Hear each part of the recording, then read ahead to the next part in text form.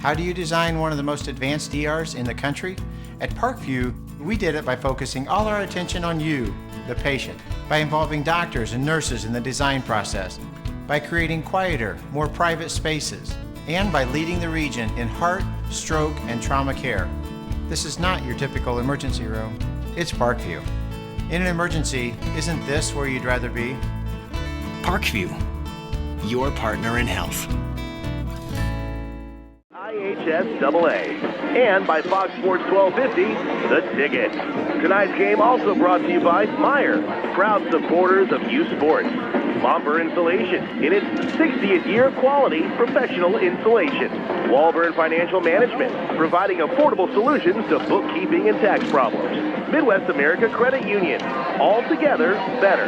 By Indiana Michigan Power, our power is our people. AmSUS Insurance, finally a firm that works for you.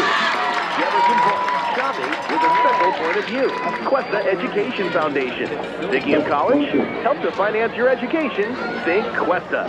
Glenbrook Dodge, your #1 source for Dodge, Chrysler, and Jeep. By McDonald's, I'm still loving it.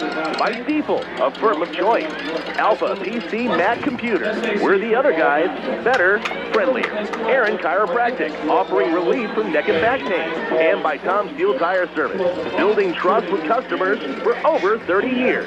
And with special promotional consideration by the Fort Wayne Journal-Gazette. Nobody delivers the goods each morning like the Journal-Gazette. Now, let's head to the stadium and join Joe Parsons. And our Fox football focus remains with the Summit Athletic Conference, and tonight it's a return to Spooler Stadium, where Northrop gets set to host Southside. Hi, everybody. I'm Joe Parson, along with sidekick Joe Walburn. Two teams tonight looking for their first victory of the year. Archers lost at home last Friday night, 40-7 to Concordia, but quarterback Dennis Johnson did throw for 243 yards. Joe, I know you appreciate that, and he has to be a big key tonight for the Green. Absolutely, he has to be key tonight. He comes in, he's a 3-year starter at quarterback. So Coach Northfleet feels comfortable with having, Dennis Johnson in control of this offense. But really this year for Southside and tonight, the word is improvement. They have to improve over last week. You mentioned Johnson was 17 of 32, so he was very accurate, but he threw 3 interceptions. So they have to clean up the turnovers. They had 14 penalties for 182 yards. Now, the old days at South, we used to get off the bus and come home with about 100 yards of penalty, but you can't win with 182 yards of penalty. So I think the talent level's here. I think Johnson's a good signal caller, but they have to clean up the penalties. They have to clean up the interceptions, and defensively, they've got to get to the football and tackle better. They gave up almost 7 yards a carry last week to Concordia, so they need to use their speed, tackle, and really clean up. But I think it's an important game for South, Joe, because they've only won 1 conference game since 2013. This is a winnable game, and more importantly, they need to show improvement. Bruins also came up short on the road last week at Homestead, 41-28. Northrop features Garrett Shanley at quarterback. He's 6'5". He threw for over 1,200 yards last season with 11 touchdowns. Last Friday night, he was 13 of 29 for 222 through the air, 1 touchdown, 1 interception. But Joe, what catches my eye, he also ran for 2 touchdowns. What do you see when you take a look at Garrett Shanley? Extremely athletic, and typically when you see a quarterback 6'5", 190, he doesn't really want to get out of the pocket. But Garrett Shanley, and maybe it's from all of the success that he's had in baseball, he has good feet, Joe, and he can move around. And from watching him being a sophomore to his senior year, he has really improved at that quarterback position. I also think it helps him to have 2 great backs, a couple guys that we've always liked the last few years. Casey Lawrence, the senior, comes in. He got 17 carries last week, 56 yards. And then Keyshawn Edwards had the big kickoff return for a touchdown. So Northrop has good young receivers. They have a good offense. And I think the improvements they made last year on offense are going to come over this year too. But the question for Northrop is defense. Last year they gave up 38 points a game. They felt better this year, Joe, because they had 8 of those starters back, and they felt like they could do a better job. Not so fast, my friend, last week. Homestead absolutely gashed them in the run game. 32 carries, 317 yards. almost 10 yards a carry. And I think really what it has to start defensively for Northrop is number 77 and number 78, the big defensive tackles, Nico Brayster and Riley Batchelder. And they're going to have to step up and control that line of scrimmage so those linebackers can scrape. But we'll see. It's going to be a big test tonight to get that defense under control for Northrop. And Northrop missing 3 of those defensive starters as well tonight. Bruins Archers getting set to take the field here tonight. Both coming in needing a win. One will get it. We'll step out for a break. Then it's on to the Midwest America Federal Credit Union pregame show. Plus, we'll check in with both head coaches.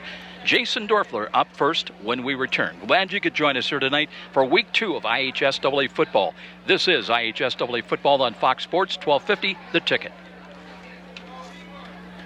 When pain or injury has you sidelined, call Parkview Sports Medicine at 260-266-4007. Whether you're an aspiring pro or a recreational athlete, our team of certified orthopedic surgeons, physical therapists, athletic trainers, and registered dietitian nutritionists will provide you with rapid access to comprehensive care and sport-specific rehabilitation. We can get you back to the action quickly and safely. Just call 260-266-4007. Parkview Sports Medicine, your dream team. American families are facing a major problem nowadays. It's called extreme student debt. It's affecting graduating students, even those with jobs, for years and years trying to pay off their student loans. But there is help available to students in Northeast Indiana. From nonprofit Cuesta Education Foundation, Cuesta is ready to provide low interest or even forgivable loans to qualified Northeast Indiana students. Take a second look. Check Cuesta to see if your student qualifies for a chance at graduating with as little student loan debt possible. Cuesta can make a difference. And it all starts with simply logging on to QuestaFoundation.org. That's QuestaFoundation.org. Ready to give up on your continual neck and back pain, injections, maybe even surgeries? Nothing seems to be working. Maybe it's time to check with Aaron Chiropractic, where real relief could be forthcoming through a treatment plan including manipulation and exercise. Yes, it's true. A return to the quality of life you thought may have been lost forever just might be started with an initial phone call to Aaron Chiropractic. It all starts with identifying the real source of your pain. First analysis, detection, and then treatment. Why put up needlessly with another day of pain? Call Aaron Chiropractic. Get started back on the expressway road to relief. Aaron Chiropractic, 260-492-8811 in Fort Wayne, 492-8811. Time now for the Midwest America Federal Credit Union pregame show and a special visit with coaches to set the stage for tonight's game. Let's head back to the stadium with Joe Parson. Let's check in with head coach Jason Dorfler. And coach, came up a little bit short last week in your season opener at Homestead. But, one of the things that jumped out to me, 21 points in the fourth quarter. That suggests to me that this is a team that doesn't quit. And is that a bit of a building block for your team coming into week 2? Yeah, I mean, we played really good at times last week, and we were happy overall with our performance. Obviously, we were a little disappointed that we struggled to stop them defensively and all that stuff. But, overall, our special teams were solid. Offense moved the ball at times, and we just got to dig down and play better defense this week.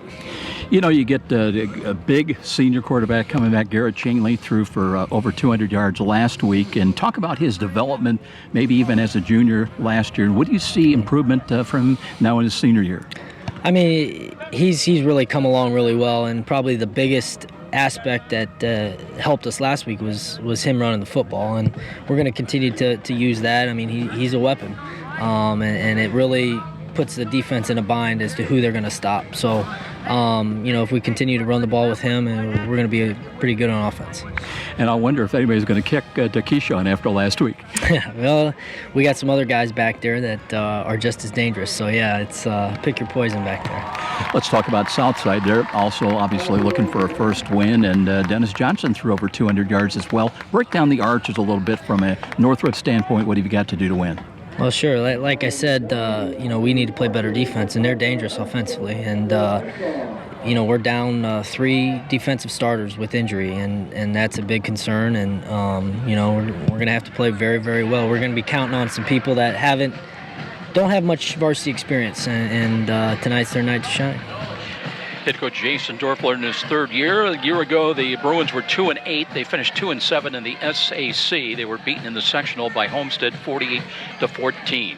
Coming in tonight, looking for their first win. They are 0-1. We will be back with head coach Roosevelt Northfleet after this timeout. This is IHSAA football on Fox Sports, 1250 The Ticket. The Midwest goes by many names. The Heartland, the Corn Belt, the Crossroads of America. But for you, it has another, more important one. Home. It stands for the simple things. Family dinners, baseball games, and long country drives with the windows down.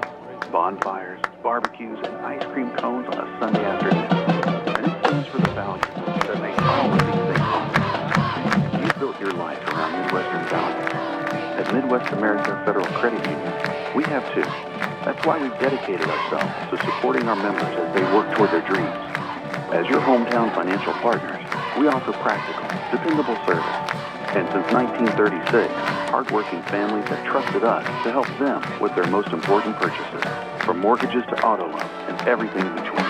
Midwest America Federal Credit Union, for your home, for your family.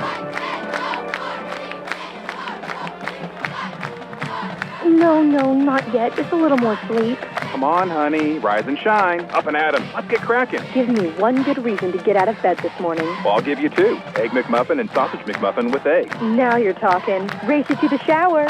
Let McDonald's do the cracking for you with the McPick 2 for $4 special. Get 2 Egg McMuffin or 2 Sausage McMuffin with egg sandwiches. Or one of each for just $4. Each served all day long. Limited time only at participating McDonald's. Price of single items listed on menu board. Here's some good policy from your local agent and Auto Owners Insurance. When your insurance policy comes from us, it comes with something extra, a real person. Don't buy from an insurance company with an 800 number and a voicemail menu. Auto Owners Insurance operates exclusively through local independent agencies here to help you 24/7. Now that's good policy. Call Tom Newichwander at Amstutz Insurance with offices in Fort Wayne and Ossian, 260-622-4169. And now back to the IHSAA football game of the week with Joe Parsons on Fox Sports 1250, The Ticket. And we are back with head coach Northfleet, Roosevelt Northfleet, looking for a first win. Archers came up a little bit short at home last week against Concordia, coach, but Dennis Johnson, 243 passing yards. Talk a little about his performance and how that bodes well for the Green. Well, I think Dennis is one of our most consistent players right now.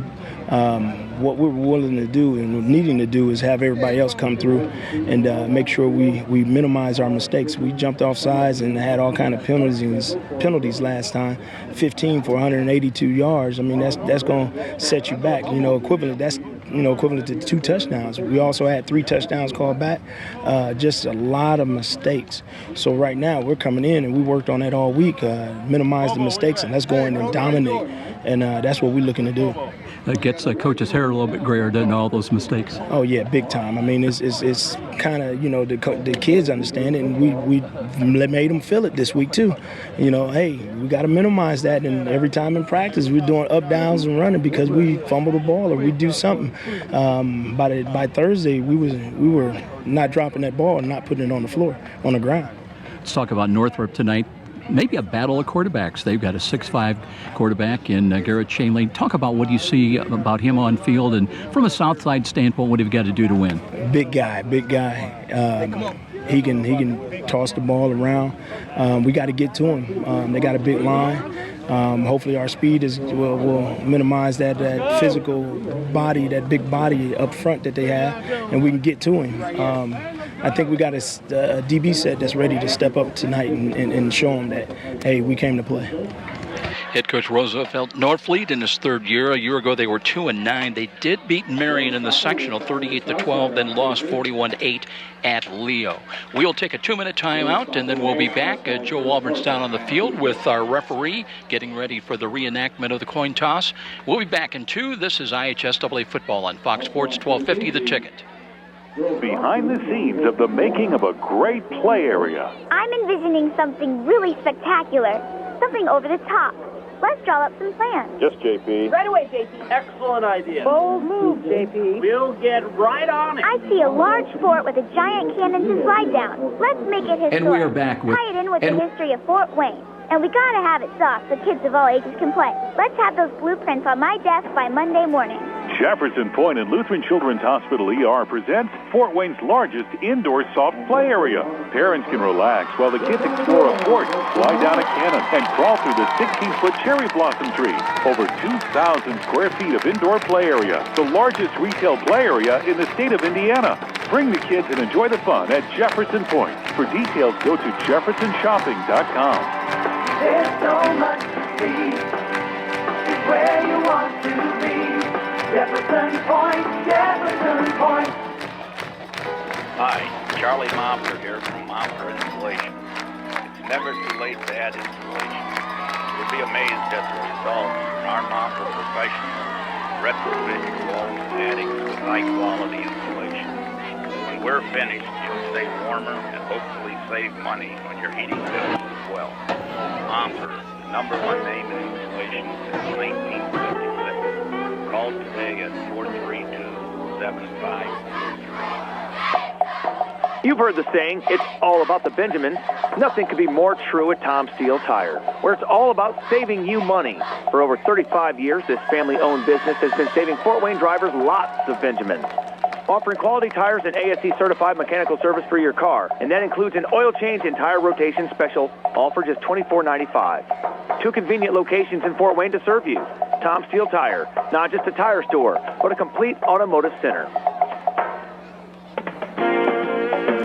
Let's get back to the stadium with more IHSAA football action and Joe Parson on Fox Sports 1250, The Ticket. Bruins on the field waiting for the appearance of the Southside Archers to come out. Also our midfield meeting of the reenactment of the coin toss with our referee tonight. His name is Robert Bryant. 81 degrees here at kickoff. It is clouded up some here at Spooler Stadium. Winds out of the east-southeast at about 4 miles an hour. Just really a wonderful night for high school football, especially if you're on the field. There's a little bit of a breeze, crosswind. You feel that at ground level. You won't feel it here in the press box where it's still about 90% humidity. Here comes Southside onto the field, so we'll have our meeting, reenactment meeting coming up here shortly. Some of the other games going on elsewhere tonight. Snyder plays at Carroll. Northside is home to Dwenger. By the way, Northside, Jason Dorfler wanted to remind us that his uncle, Dale, who retired as athletic director this past summer, is being inducted tomorrow into the Northside Athletic Hall of Fame, so congratulations to Dale Dorfler. Other games, Lures playing at Wayne. Concordia is home to Homestead. In the Northeast 8, it's Leo at Angola. New Haven is home to Lakeland. Heritage at Norwell in a crossover game. And looking at the ACAC, Woodland visits Prairie Heights. Coming up at halftime here tonight, we'll be joined by Mark Levy, who's the Executive Director of Cuesta Education Foundation. And some interesting comments. If you've got a junior, high school junior or senior and thinking about going on to further their education plans, some interesting tips coming up from Cuesta Education Foundation, how they can help your student lessen their student loan debt. And boy, isn't that a key subject for every parent. So be joining us at halftime for those comments. Right now, the co-captains coming out. We'll have our referee, Robert Bryant, and introductions coming up here in just a matter of moments. Gentlemen, shake hands.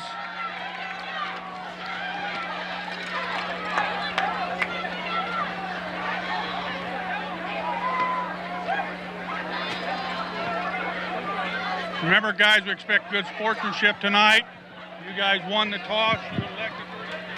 There you have it, Joe. Southside wins the toss, and they want the football, so we're going to see that offense early on with Dennis Johnson. So as far as the field, Joe, the field's in great shape and no sun tonight. So nice and comfortable out here, a little bit of a breeze.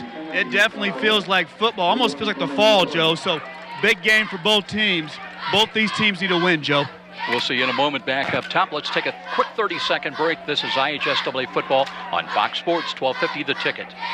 True Goodness Foods by Meyer are made from the philosophy of less and more. Less of what you don't want, and more of what you do. There are no hormones or antibiotics in the raising of our meat. And True Goodness foods never contain any high fructose corn syrup, artificial flavors, colors, or preservatives. We use wholesome ingredients like peanut butter made from just peanuts and tortilla chips made from corn, oil, and salt. That's it. And at low Meijer prices, True Goodness is good food your family will love. Find True Goodness foods at your local Meijer today.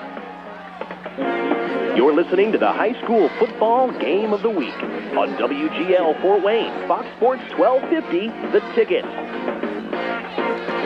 Welcome back, everybody. I'm Joe Parson. Joe Auburn will be making his way up to us shortly. And Thomas Davis is back deep along with Therese Bobo. We're just about ready to get this one underway at Spooler Stadium South against Northrop. Archers to our left coming out of the south end zone. And Northrop ready to kick it away. Here we go. Indoor and driving kick. And that will go back into the end zone. It'll be a touchback, and it'll come out to the 20-yard line for the green. 1st and 10 for Dennis Johnson and company. Mentioned, Joe, the field looks pretty good. Somebody told me it was torn up, but I don't see it. The field's in good shape, absolutely. So this field gets a lot of use, obviously a game every single week. It's in good shape, and for Southside, it appears fast. So we love that. Well, they were out here mowing it when I was putting up the banner, so that they thought about you. Yeah, we always like the fast field because South's usually undersized, but they make up for it with their speed. Archer's offensive line, Colton Threats at center. Jacob Torres along with Corey Hanna, the guards. Christian Smith and Isaac Johnson are the tackles. Left side hash mark, deep handoff. Curl play, there's running room up to the middle. Cutting to the left side, that's Markell and Hairston. And Hairston, not only for a first down, Joe, but he's across the 30 and all the way across the 40 up to around the 43, I believe. Yeah, just a junior, but a hard-nosed runner. He got 13 carries last week for 41 yards. And they feel like with this offensive line, if they can create some tempo and create some spaces, Hairston should have some run lanes. By the way, you mentioned Christian Smith at right tackle, 290 pounds, 5'10", a senior. One back look again, Dennis Johnson out of the gun. Movement at the line of scrimmage and a penalty flag. That may cost the Bruins 5. Yeah, and that's the big boy out there, number 77 that time, Nico Braster, and he has to hold his position for Northrop. But I like the senior quarterback changing up the snap count early, because the way you can help minimize that rush sometimes is change the snap count. So that also tells me, Joe, that Dennis Johnson's head's in this game. Well, you mentioned South last week, 14 penalties, over 180 yards, and Roseville Northfleet not happy. Now stepping up, tripped up and dropped. That was a touch, well, not maybe a touchdown saving tackle, but a good play defensively as knifing in there and getting a piece. That was number 70. That's Nick Price in there. Yeah, and nice play with Northrop. And you're right, because if Johnson steps through that tackle, he had all kinds of room out there. So Northrop really wants their defensive line to play better tonight and to settle in those lanes. Amarian Green split wide to the right side. That is the wide side of the field. 2nd and 10 after no gain by Dennis Johnson. Now taking a lot of time. Might be changing the play call at the line of scrimmage. 9 on the play clock. Johnson now ready to take the snap. He's got it. Now rolls to his right side. Looks in the flats. And the ball short hops incomplete to Marion Green, was the intended receiver. And that'll bring up 3rd down. And Dennis is accurate. But that time, Dennis Johnson needs to set his feet and get rid of that football. Green that time was open, just a little bit of pitch and catch to get that football out there, but you need those plays because it's difficult to play the down and distance when it's 3rd and 10 in this situation. Now let's see, Joe, if Northrop's pass rush is any better this week. Last week, South against Concordia with just 3 of 13 on 3rd downs for 23%. Now they've got it 3rd and long, trying to get to their own 49. Johnson looks, swings, here's a middle pass. That ball is ruled incomplete. Caught and then dropped immediately. They were trying to set up a little bit of middle screen, the bubble screen, but incomplete, so it'll bring up 4th down. And after a good run by Hairston, now it's going to be the Archers having to punt the ball away. And nice job with the Northrup defense to really smell that screen out and to have the outside linebackers come down and take that screen away. South was trying to get the football that time to Bobo, but well defended by Northrup. Bert Ford back to punt the ball away. 3 punts last week, had a long of 25. There's a lollipop lob to him. He got it. Short, wobbly, high ball. It'll hit inside the 40 and right out of bounds maybe around the 39-yard line of the Bruins, but they'll have their fairly decent field position for their first offensive possession of the ball game. We have 10:56 remaining in the first quarter. No score. South and Northrop getting their first hands on the football coming up. Extremely important game for both programs, Joe, because you look at this conference, obviously Snyder, Dwenger, Carroll, Homestead are really tough games. This is a game for both of these teams that's very winnable and a chance to build some momentum. Garrett Shanley, by the way, they marked that ball at the 46 after they lined it up, and here is a play-action fake, a roll to left-handed quarterback Shanley. He's got a man open in the middle of the field. That's Ben Aruza. Let's see, did the ball pop free? Southside's got it. So Aruza caught the ball inside the 40.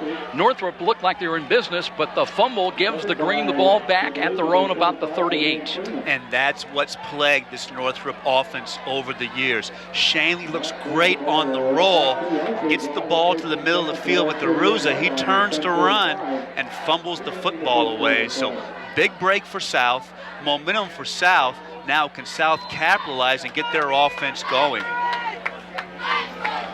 So the Archer offense back on the field. Their second possession of the ball game. 1st and 10 at the Archer 38-yard line. They'll start 1st and 10 at their own right side hash mark. 2 wide to the short side of the field, 2 wide to the left. 1 running back. Here's the drop by Johnson. Wants to screen, spins to a left, being pursued, and tries to turn the corner, throws on the run, has got a catch.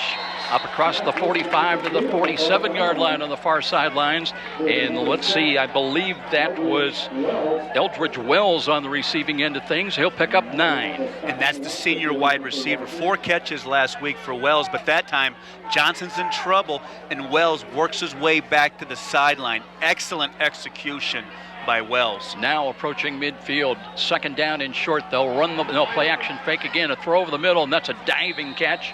Coming up with the ball was Quantice Book, and they'll mark it 1st and 10 for Southside on the move now at the Northrup 40.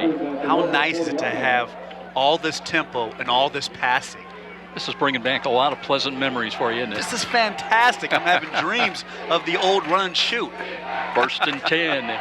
Archer's on the move. Short drop again. Johnson throws the fade to the right side. Looking down low. The ball is fought for and caught.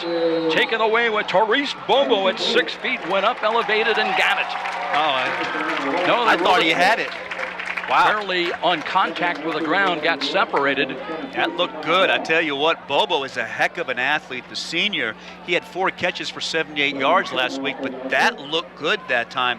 And he only goes 6 feet, but he climbed the ladder to bring that in. So I don't know if it got knocked away on the way to the ground, but I love how Southside is attacking, and I love the accuracy of Dennis Johnson. 2nd and 10 again from the 40 of Northrop.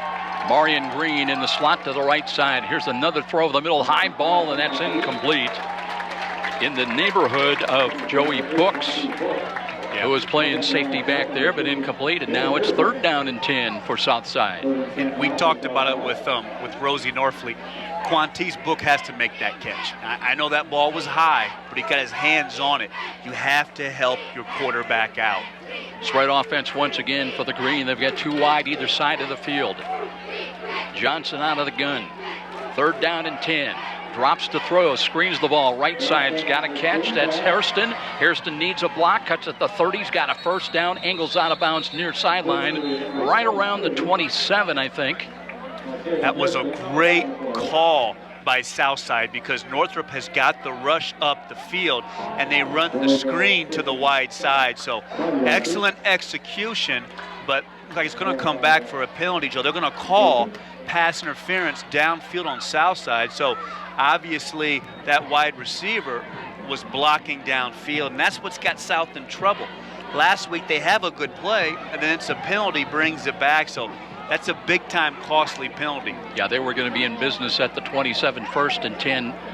Robert Bryan, our referee, discussing the options with the co-captain Joey Books out there on the field, and I don't think there's any question, Joe, they're going to accept the penalty. Yeah, they have to bring them back, and that's a shame because that was a great play call, that was great execution, and that was a chance to move the chains. Now I believe it's going to be, 3rd and 9 now, Joe? Yeah, a little bit of good news, bad news. It is still 3rd down, but it's from the point of the foul And that'll move the ball back to the 39. So, yes, it's still 3rd down, but 3rd down and 9 instead of maybe 3rd down and 20. And it's better tonight with South. They're getting in and getting out of the huddle, and they have much better tempo. It's going to help their confidence also.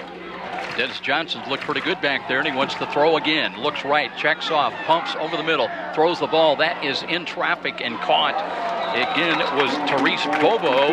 And let's see where they spot the ball, Joe. That's very close to another 1st down. I think it's going to be maybe about a yard short, Joe, but excellent effort by Bobo.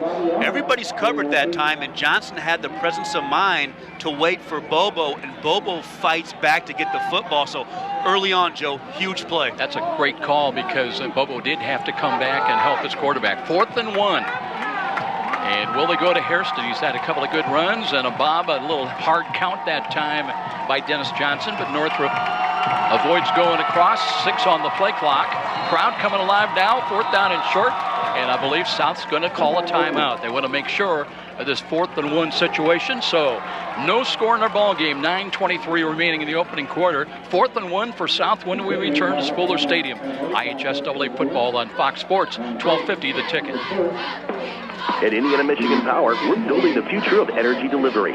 From renewable energy to grid innovation, we're developing a smarter way to power your life. With the addition of 4 new solar power plants, you can take comfort knowing that more than half of the electricity that we generate is emissions-free. I&M is honored to sponsor local area high school sporting events and proud to be your hometown energy provider. And now, back to the IHSAA football game of the week with Joe Parsons. On Fox Sports 1250, The Ticket. Just a heads-up look, next Friday night we'll be headed down to Wayne Stadium to take on the game between the Generals and these Northrop Bruins. 6:45, our pregame show on Fox Sports. Been a long time since we've seen the Generals. Yeah, it has. It'll be interesting to see how Wayne does tonight against Bishop Lures. 4th and 1, straight eye formation now. Johnson under center. They got a wing back off to the right side and a deep handoff, and there's a run to the right side, and they've got the 1st down. That's Hairston again, still on his feet inside the 20, pushing the pile down to the 16-yard line, and a penalty flag comes in late. Excellent run by Hairston, Joe. 5'9", 184, the junior. Plays at like about 200 the way he runs through those tackles. I like the timeout by Coach Northfleet.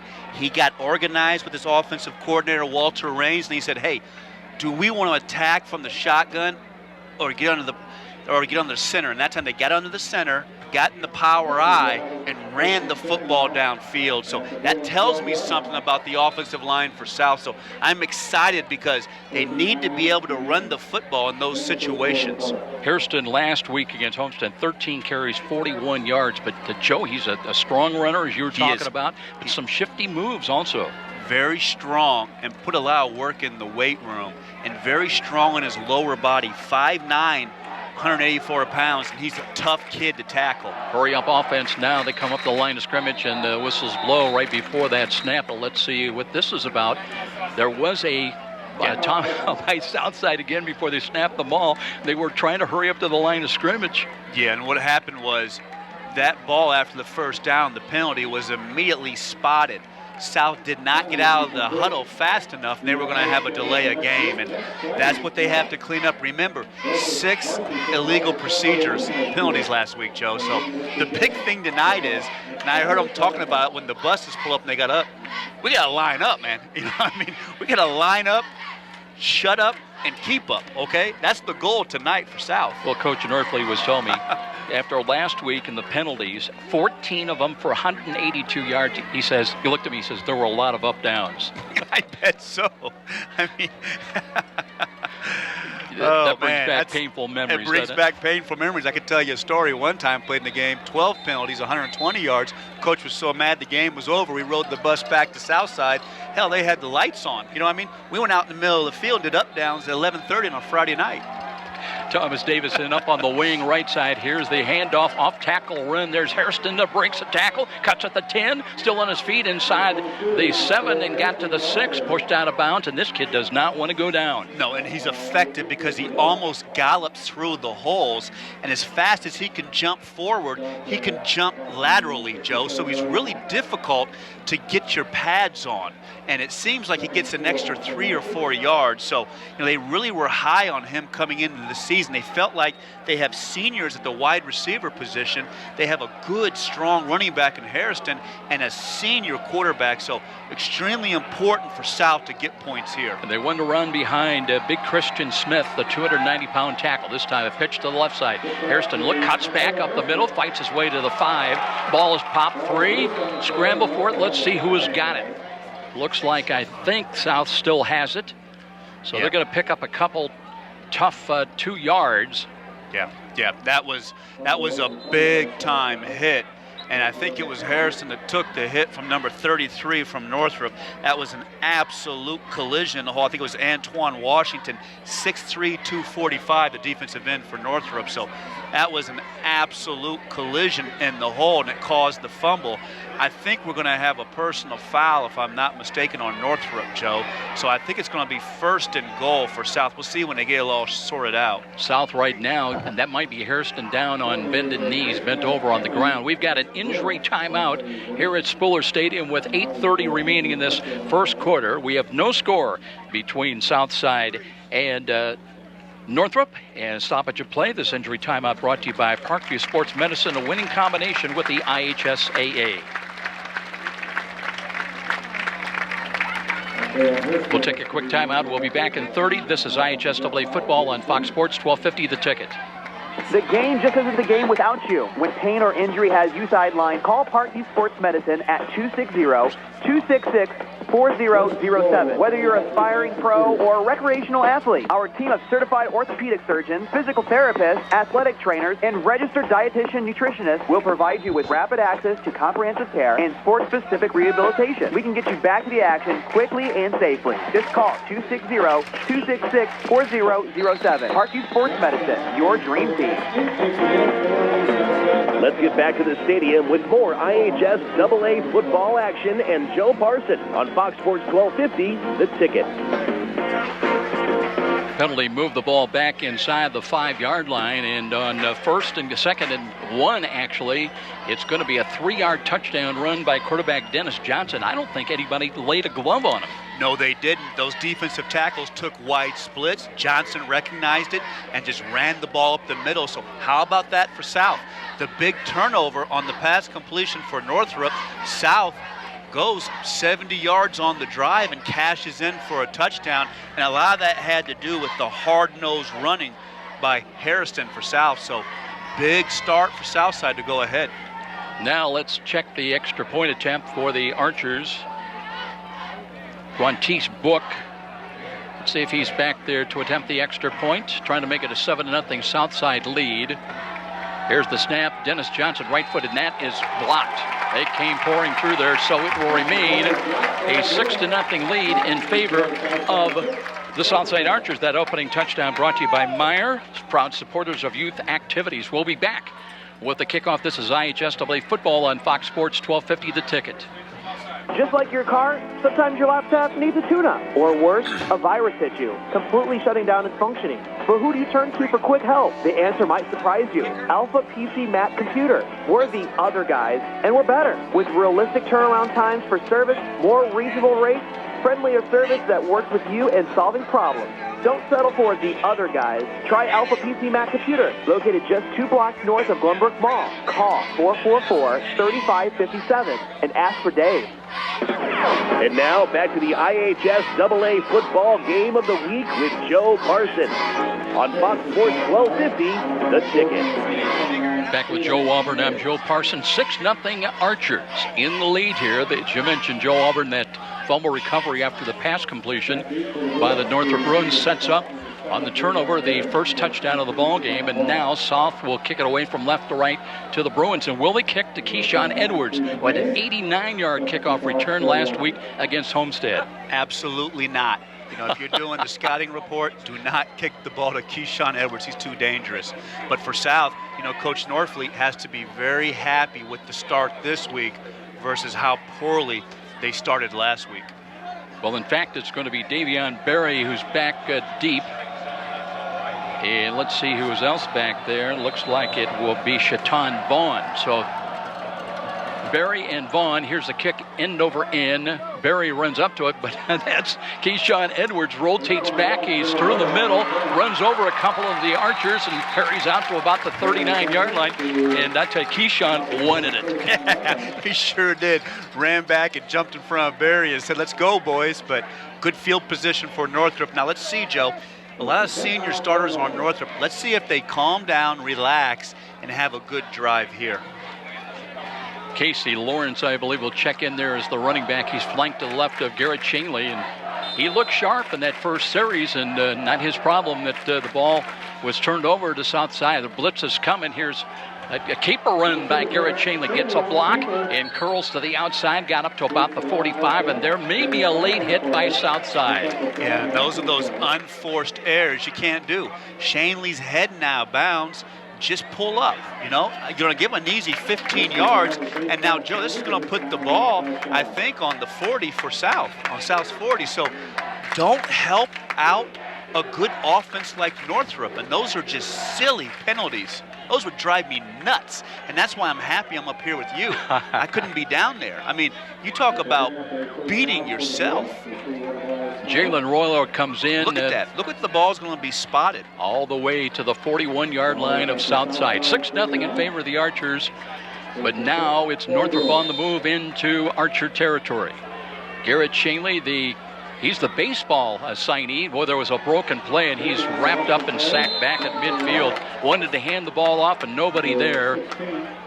And Christian Smith was there to get a piece of him. It was a high snap. And when you're back there playing that quarterback position, you always have to be prepared if that ball comes out errant. And that time, Shanley couldn't get his hands on the ball and make the handoff. So South gets some of that yardage back with a big sack. Tyler Clybon, part of a trips package wide to the right side. Second down, and blitz again being showed up the middle by Southside. But they run the ball there. It stood up right about after a yard penetration.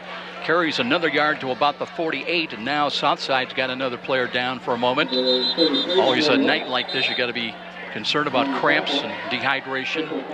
It was Andre Wright that time, Joe, that made the tackle for Southside. 6'2", 205. And Terrence Smith down, they'll be tending to him for a moment. I thought Casey Lawrence had a big hole there, and the speed of Wright. And you know what?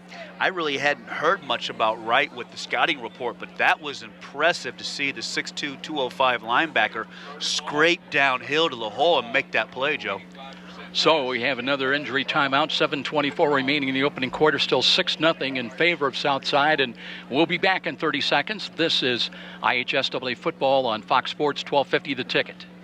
The game just isn't the game without you. When pain or injury has you sidelined, call Parkview Sports Medicine at 260-266-4007. Whether you're an aspiring pro or recreational athlete, our team of certified orthopedic surgeons, physical therapists, athletic trainers, and registered dietitian nutritionists will provide you with rapid access to comprehensive care and sport-specific rehabilitation. We can get you back to the action quickly and safely. Just call 260-266-4007. Parkview Sports Medicine, your dream team. And now back to the IHSAA football game of the week with Joe Parson on Fox Sports 1250, The Ticket.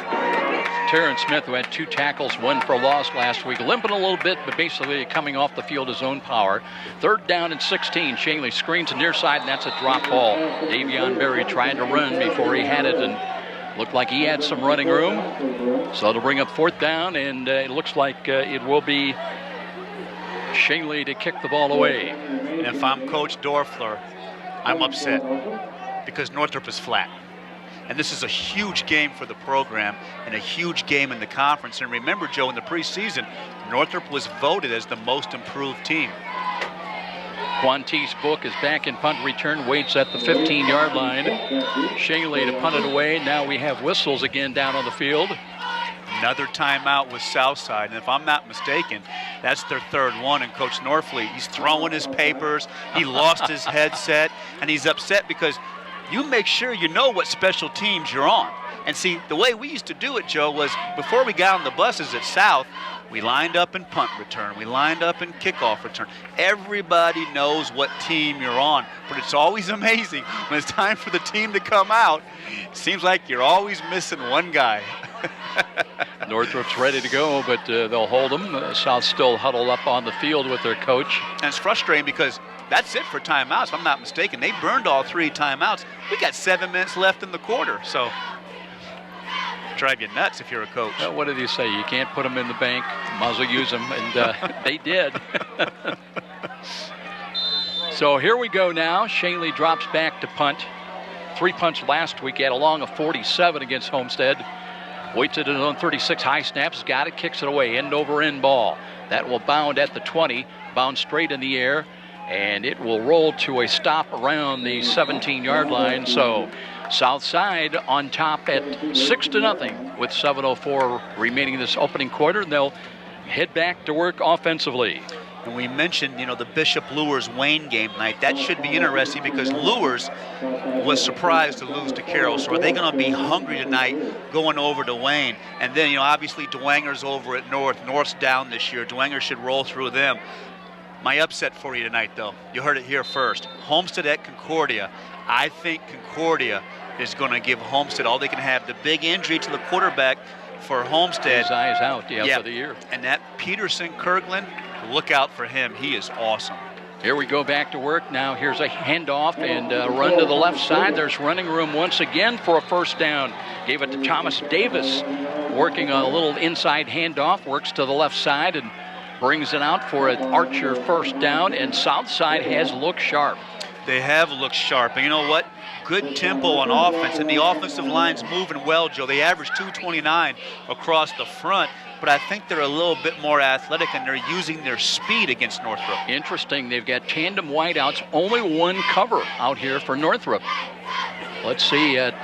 Johnson now maybe checking off again. Play clock is at 10. He's got time. Works from the left side hash mark. 1st and 10, hands the ball. No, he keeps it himself. There's Johnson up the middle in the second level. He's got a first down as he cartwheels across the 45 up to about the 47 or 48. And this is what Roosevelt Northfleet envisioned when he instilled Dennis Johnson as the quarterback as a sophomore. He felt like if they made the commitment, Johnson would get better. That time, an excellent read on the option with Johnson, and another big play for South. 1st and 10 now at the 47-yard line. Johnson looks to the sidelines, to the south side, checks his wristband. The play wants to call. Play clock at 13. Too wide to the right. Now whistles right at the snap once again. And procedure is going to be the call against Southside.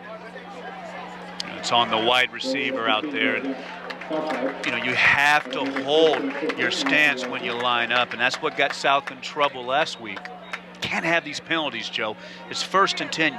1st and 15, you are so far behind the chains, and it changes what you want to do. I think that was on Eldridge Wells that moved a little bit before the snap.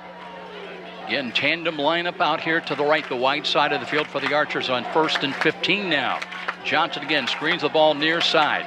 There's a little bit of a fake and a run, and running away from the tackle, that is A.J. King, 6-foot senior.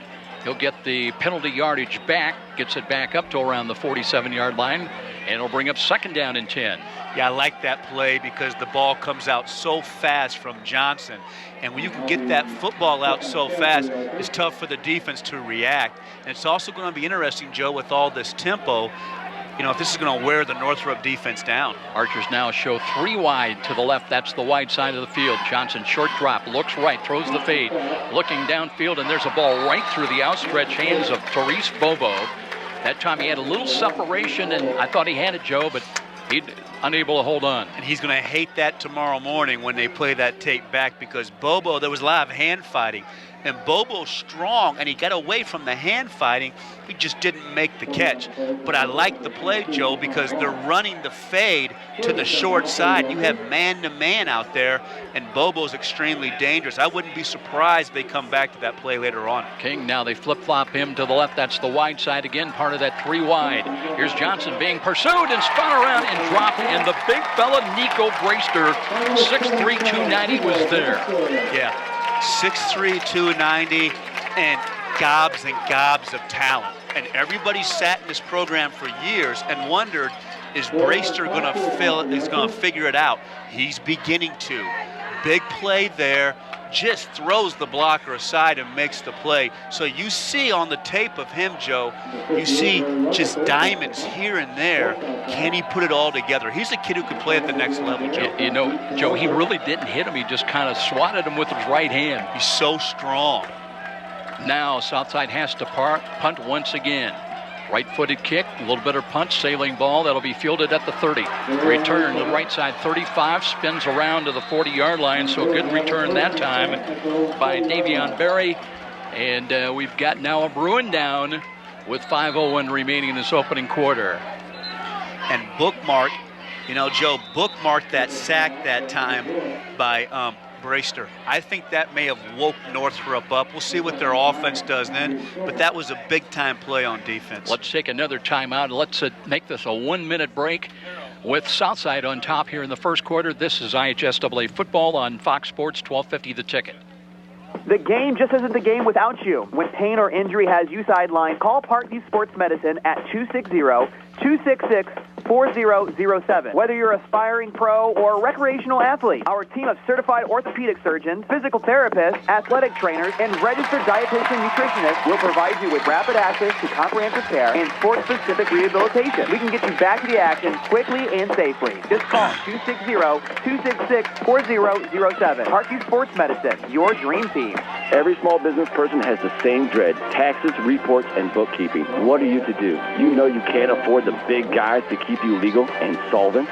Well, now there's Walburn Financial Management to save the day. Here's their number. You're going to want to remember this one: 260-459-2240. That's 459-2240. Why? Well, Walburn Financial Management specializes in the little guy. With reasonable rates and sensible retainers, Walburn Financial Management, simply perfect for the small business budget. Let's get back to the stadium with more IHSAA football action and Joe Parson on Fox Sports 1250, The Ticket.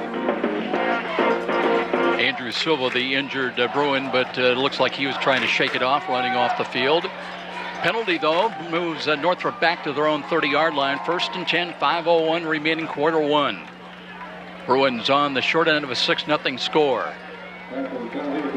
Shotgun formation once again, this time for Garrett Shaley. Back there, the 6'5" left-handed quarterback, going to University of Cincinnati on a baseball scholarship. Gives to Lawrence, and he breaks it up the middle. Backpedals to the 40, still fighting for more yardage. Across the 45 to the 47-yard line. He got 7 extra yards just on pure second effort. That was a violent run. 5'9", 190 coming right at you. You better get your pads down if you're Southside. Big-time run by Lawrence and extra yards after the hit.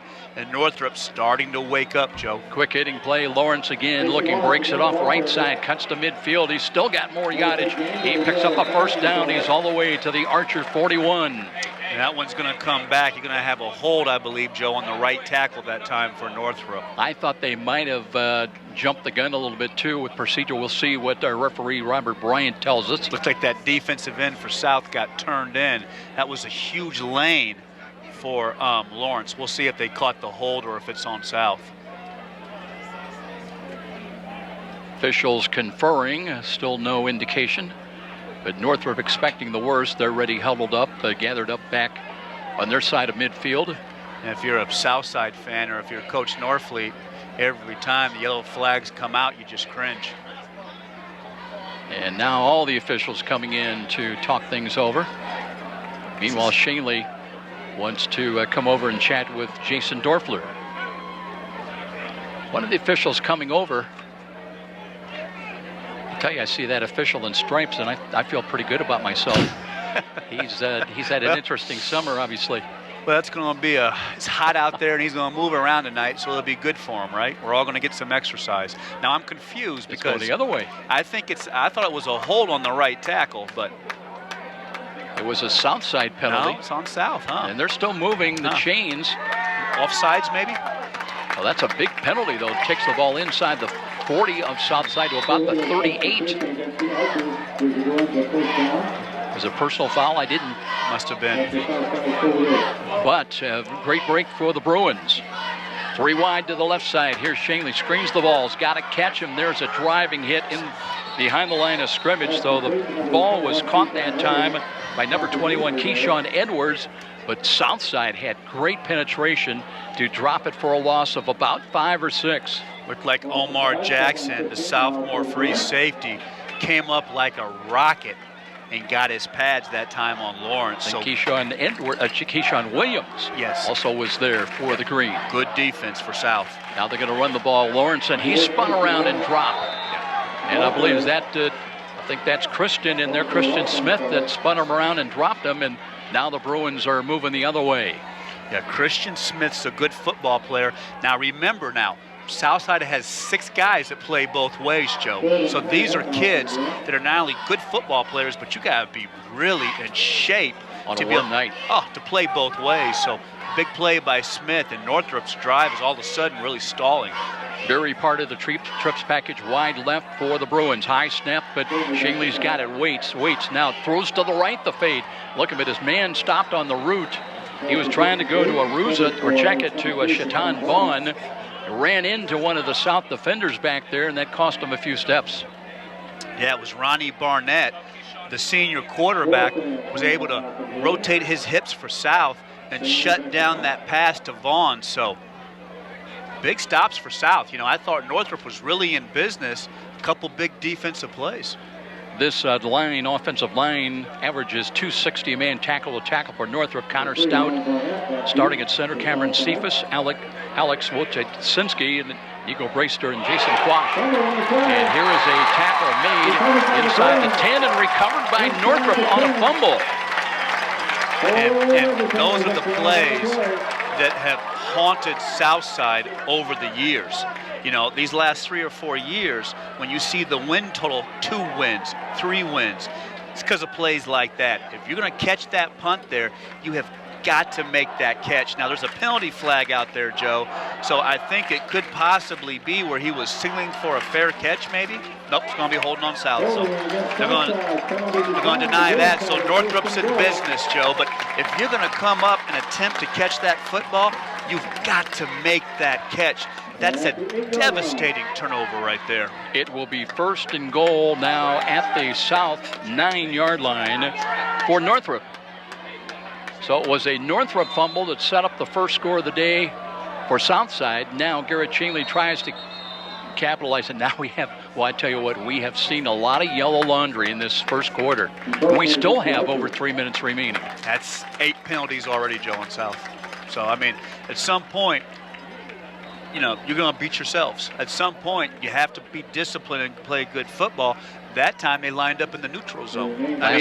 Last week, 14 penalties, 182.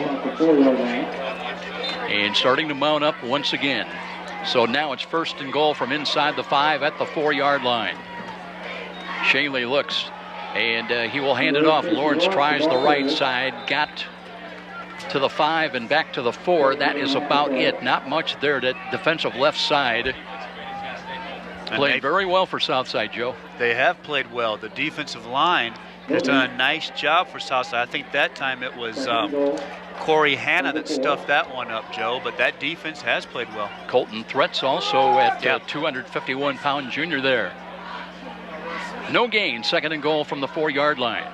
Northrop still huddled left, 12 on the play clock, and they'll send Aruza wide to the right up in the slot. Split wide of him is Shaitan Vaughn.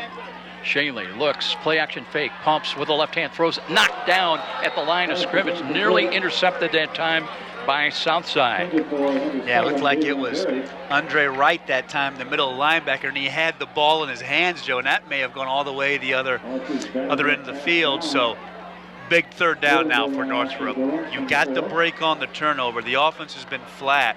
If I'm Northrop, maybe I run a bootleg with Shanley, get him on the outside and put some pressure on the corners for South. Jason Dorfler sending the play with Jalen Royal. 3 wide again to the right side. And they come up and press coverage on the right side. Here's a pitch, comes back. Lawrence cuts to the left side and is spinning for the goal line and got to the 1. It'll bring up 4th down and goal from the 1-yard line. I thought he was going in, but a good defensive stop by South. Andre Wright again comes over and makes the play. I thought he was going to score too, Joe, but Wright is exceptionally quick at the middle linebacker position. And they move that ball back closer to the 2. Huge play. 4th down and goal from the 2. Lawrence offset to the right side behind Garrett Shanley at quarterback out of the shotgun formation, and a penalty flag once again. Offsides against South. I just lining up in that neutral zone, and so that'll be half the distance. It'll move it back to the 1. Remember, Garrett Shanley ran for 2 touchdowns last week. He had 9 carries for 29 yards. I think if Shanley keeps the football here, Joe, and fakes it to Lawrence and goes around the end, I think it'll be an easy 6 for Northrup.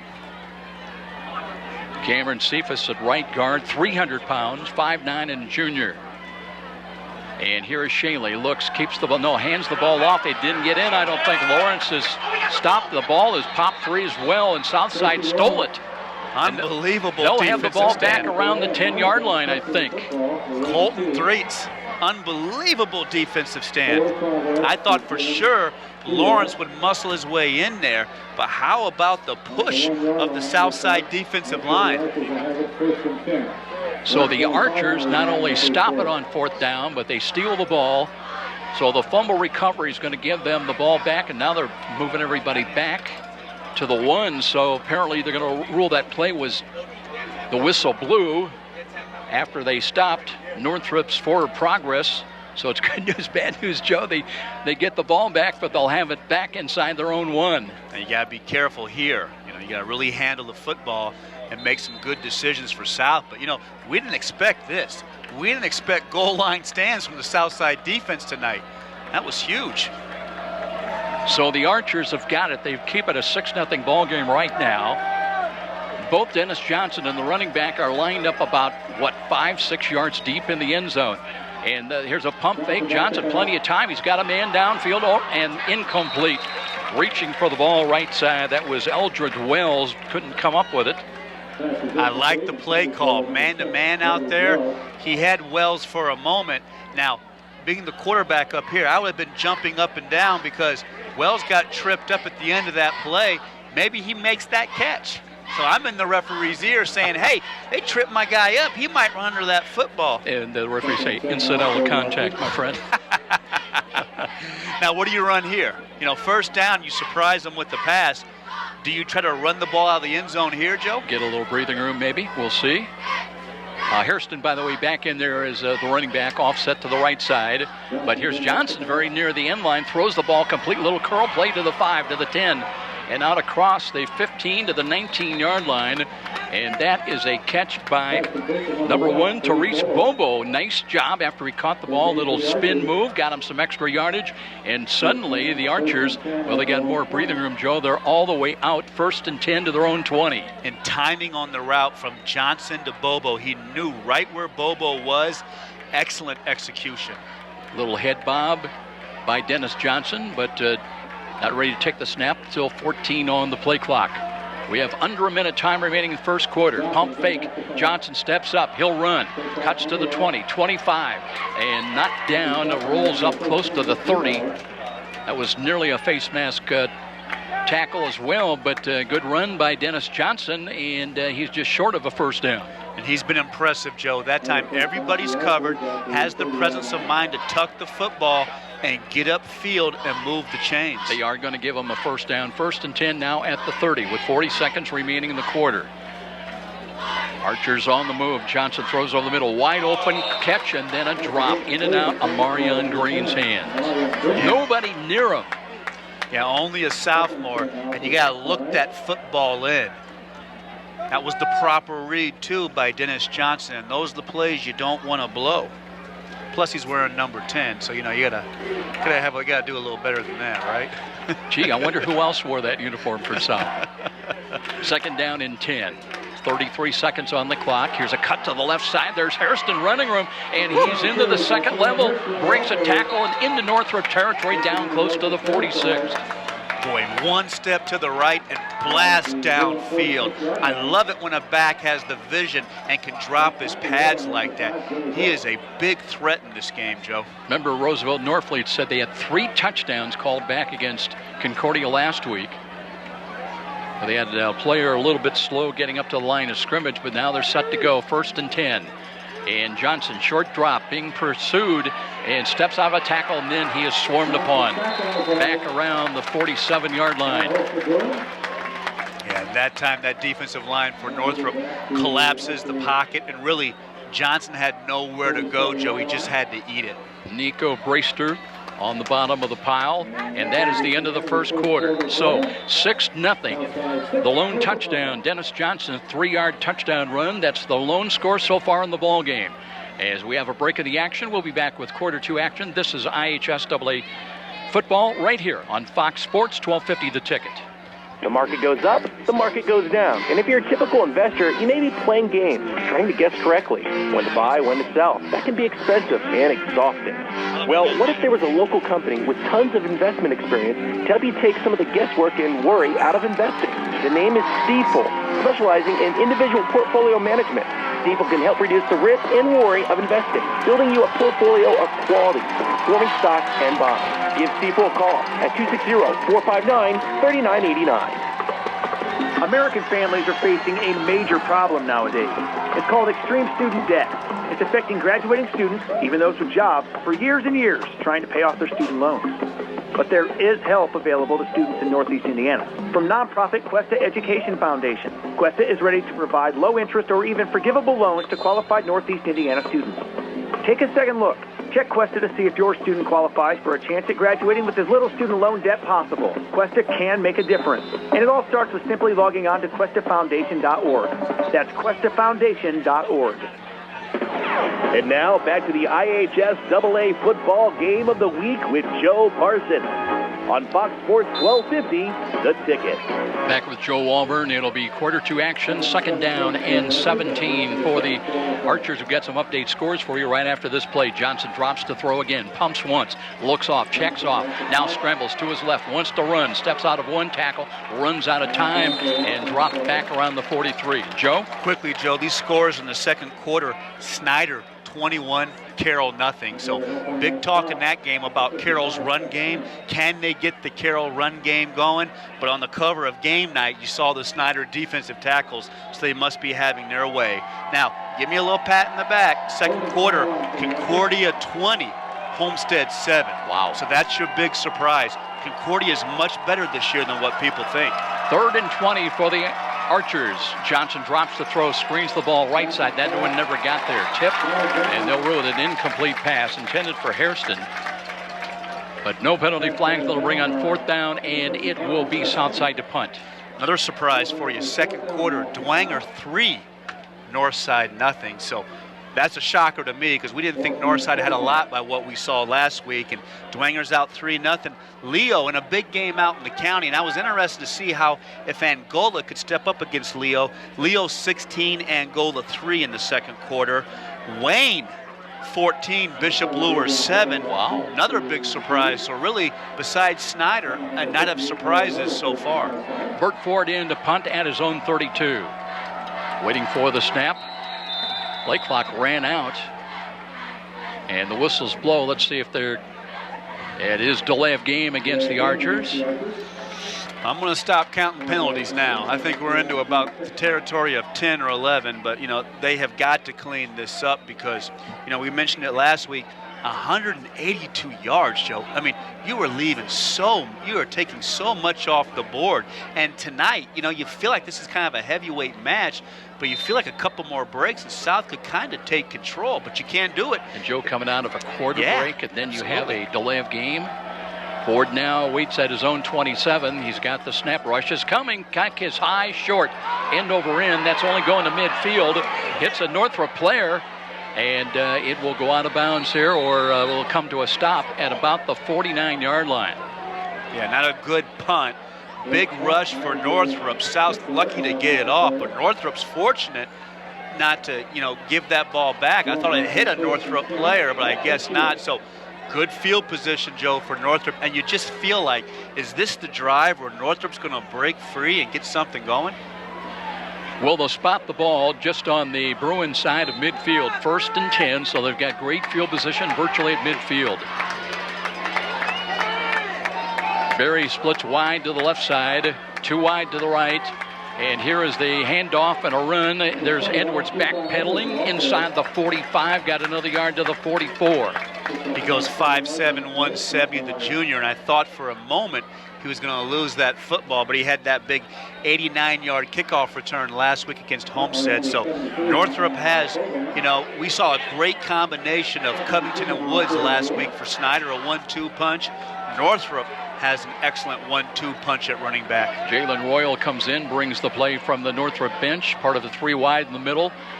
Here's a blitz defensive right side. They run the ball right that way, and they've got a run by Edwards once again inside the 30, breaks it down to about the 27. Great run that time by Keyshawn Edwards again. How about that dip in the open field? South comes up and can't even touch him with that kind of move. So second string backs in, and maybe some momentum for Northrop, Joe. He ran right where the blitz was coming and ran right by it. It's a great play call. 1st and 10 now from the 27.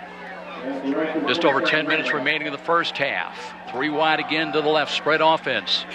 And they've got Shaitan Vaughn to the right. Here's a left-handed throw. That's a catch in the seam at the 22-yard line. It'll be a pickup of about 5 yards. So Shanley taking what South's defense gives him. Yeah, Ty Smith that time, 6'4", 190 on the outside. I watched him in warm-ups, Joe. Really runs nice, precise routes. And that short passing game, whether it's hooks, slants, or outs, I thought that's really Shanley's bread and butter. Call it a gain of 4, 2nd down and 6.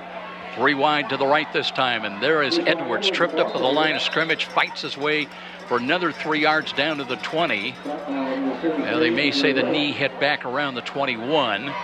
And here we go, Joe. It'll be 3rd down and a short 5. This is where Northrop has the advantage. They have 2 strong backs they can rotate, and South has 6 players that play both ways. So this is an opportunity for Northrop to really impose their will on the Archers. Shanley out of the shotgun, looks to hand it off again, and keeps it himself, left side, tripped up, he breaks it inside the 10, got to the 9. Boy, Shanley, once he turned to the corner, he's 6'5", but he went to a 2nd gear. An exceptional athlete with excellent feet, and you're right, Joe, was able to drop his hips and move that ball down to the 10-yard line. So good drive with Northrop. I like how they're getting in and getting out of the huddle. They're playing with a purpose on offense now. Remember, Southside's already had 1 goal line stand tonight. Now they'll run up the middle, and there will be a touchdown run. Let's see if that was Casey Lawrence, or it is Lawrence. So from 10 yards out, and we have a tie ball game at the 8:42 mark here of the 2nd quarter. And it just seemed like Northrop broke the huddle every single play, got up there, ran the ball, and pushed Southside back that time. So, when Shanley can be a threat on the corner, Joe, running the football, it opens the lanes for Lawrence. And that time, the 5'9", 190-pound senior just took it to the house. Now the extra point attempt is on the way. Got good elevation on the way and good. And Northrop has got the lead for the first time tonight. 7-6 with a timeout down below. 8:42 on the clock here in the first half. This is IHSAA football on Fox Sports 1250 The Ticket. Dude, I'm pretty nervous for this date. Nah, you got this. First dates are all about finding what you have in common. Like putting sweaters on dogs? Sure, but I was thinking about going to a place you both like, where you both can get your favorites. Oh, like McDonald's. Exactly. But do yourself a favor. Please, don't tell any of your elevator jokes. But they work on so many levels. Here's a deal that's no joke. McDonald's new McPick 2 for $2.50 menu includes McDouble, 6-piece chicken McNuggets, small fries, and hot fudge sundae. Limited time only. Prices and participation may vary. Prices single item posted on menu. Let's get back to the stadium with more IHSAA football action and Joe Parson on Fox Sports 1250, The Ticket. Still a very close ball game with Joe Auburn. I'm Joe Parson, 7-6. Now Northrop for the first time tonight on the board and in the lead. Very competitive, and I think this game is what we expected, Joe. Both teams need a win in the worst way, and they are really playing hard right now. Thomas Davis back in kick return. He'll be joined back there by Therese Bobo. Bobo took kickoff returns last week, had a long of 19. And Davis, also with 2 kickoff returns, had a long of 23. So Davis and Bobo back deep as Northrop ready to kick the ball away. Craighead ready to kick it away. 7-6 Bruins back on top. Right-footed kick high, driving end over end. And fought for that ball taken off to the right side. And return across the 20 to the 25. And that is good run by Bobo. Bobo off the right sidelines all the way up across the 45 and nearing midfield. Boy, I tell you what, Davis and Bobo fighting for that ball. Bobo took it away, and maybe good decision, Joe, because he's got South in very, very good field position. Yeah, he's the senior.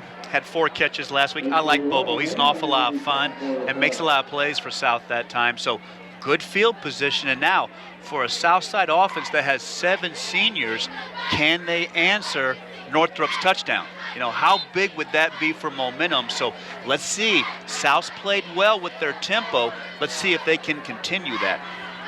1st and 10. Great field position for the Archers. They show 3 wide to the left. Shotgun formation for Dennis Johnson.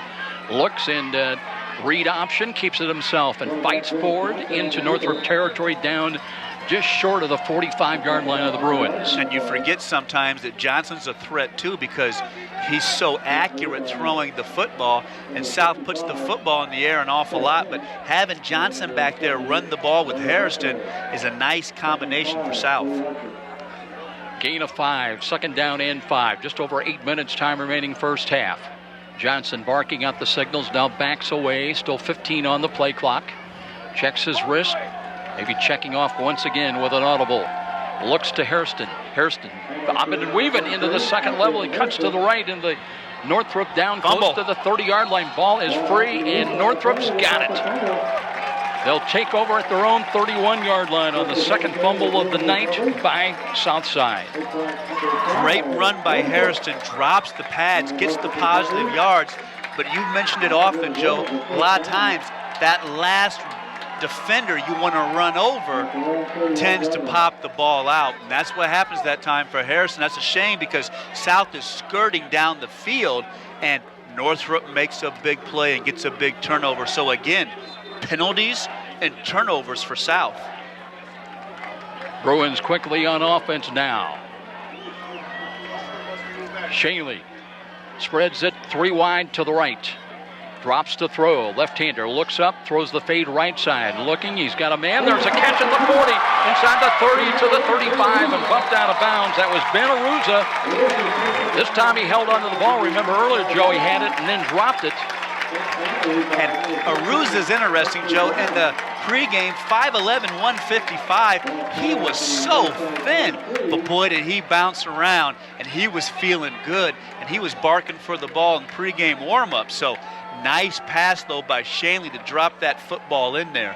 1st and 10, Bruins at the 23, off tackle run. There's Kersey Lowens. He is hammered at the 15, but still, he's got about 8-9 yards on that carry. Yeah, tempo. When you can throw the football up top with Northrop, it's gonna back Southside up. Then you come back with the big back and you run between the tackles, Joe. So Northrop has woken up now on offense, and now it's danger time for South because South needs a stop. 2nd down and 2. Ty Smith, the 6'4 junior, checks in, and he'll be in the middle of 3 wide to the left side for the Bruins. Lawrence stays in as the running back, offset to the right. There was movement at the line of scrimmage defensively, and apparently it was encroachment by Southside on the hard count by Shanley. That's discipline, and that's watching the football. And the reason those penalties are happening because you have 6 guys to play both ways. So you have guys that are tired, and when they get tired like that, they make those unforced errors. That'll give Northrup an automatic first down at the 10-yard line, so it's first and goal. Lawrence this time, they'll flank him off to the left side, to the left of Garrett Shanley at quarterback. 2 wide to the short side to the right. Lawrence again off tackle. No, it's Shanley. Shanley fighting for the goal line. Did he get in? Touchdown. Garrett Shanley faked the handoff, rolled to his left between guard and tackle, and 10 yards into the end zone to make it a 13-6 Northrop lead. 6'5", 190. He's so long. That time he stretches the football out for the touchdown. But how about Northrop finding the read option against Southside? Now, with Shanley being the threat to run the football, the backs with Lawrence and Edwards, Southside's defense has not been able to adjust to that option, and all of a sudden Northrop's starting to warm up and roll on offense. And Joe, once again, the fumble hurts, and now what do we have, a block kick? No, it was good. The kick is good by Craighead. That'll make it 14-6, so Northrop has scored 14 unanswered points. They lead it by 8, and we'll be back here to Spooler Stadium, IHSAA football on Fox Sports, 1250 The Ticket. Here's some good policy from your local agent and Auto Owners Insurance. When your insurance policy comes from us, it comes with something extra, a real person. Don't buy from an insurance company with an 800 number and a voicemail menu. Auto Owners Insurance operates exclusively through local independent agencies, here to help you 24/7. Now that's good policy. Call Tom New and Swander at Amscus Insurance, with offices in Fort Wayne and Ossian, 260-622-4169. You're listening to the high school football game of the week on WGL Fort Wayne, Fox Sports 1250, The Ticket. Well, 2 costly turnovers, fumbles by Southside. They have turned into points on the board for the Bruins, who have come back from 6-0 deficit to lead it now 14-6. And quickly through the scores, Snyder 21, Carroll nothing. Concordia 20, Homestead 7. Dwenger 3, Northside nothing. Leo 16, Angola 3, and Wayne 14, Lures 7. Some real shockers out there tonight. Squib ball hit by Craighead near side, takes a high bounce that fielded at the 12. Run right side by Thomas Davis. Davis angling across the 20, 25, and up to about the 27-yard line. So Southside with 6:21 remaining in this second quarter, back to work offensively in trying to hold on to the football. And I think right now you take a deep breath and you say, look guys, if you're South, we're beating ourselves. Let's get in the huddle, let's get in and get out, and let's run our plays. No penalties and no turnovers, and we'll go down the field. Now, if you're Northrup, you smell blood right now. This is an opportunity to get a stop, get the ball back, and if you can put one more score on the board before a halftime, you've really got some momentum going into the break.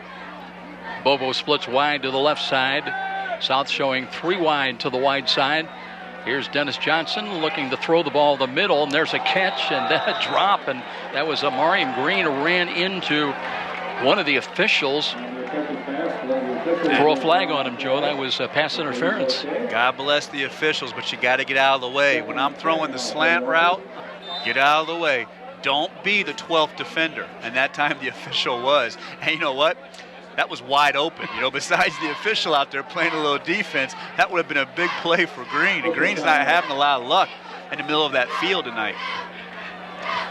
Robert Bryant, he's called his own timeout. Yeah, he's talking to the officials. I'm okay. Put me in, coach, right? Where were we at, buddy? What city? Yeah. Well, he's from Logansport, so it's the big city for him, right?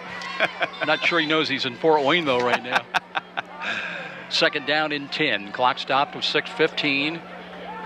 And Johnson didn't like what he saw for a moment. Remember, he has no timeouts left, though. Still 14 on the play clock. Shotgun formation once again. Drops to throw. Looks, dances, steps up, throws in the middle. It's got a catch. And that is close to a first down. That was Eldridge Wells once again. Nice job, Joe. Came back, helped out his quarterback. Nice job by Wells on the hook.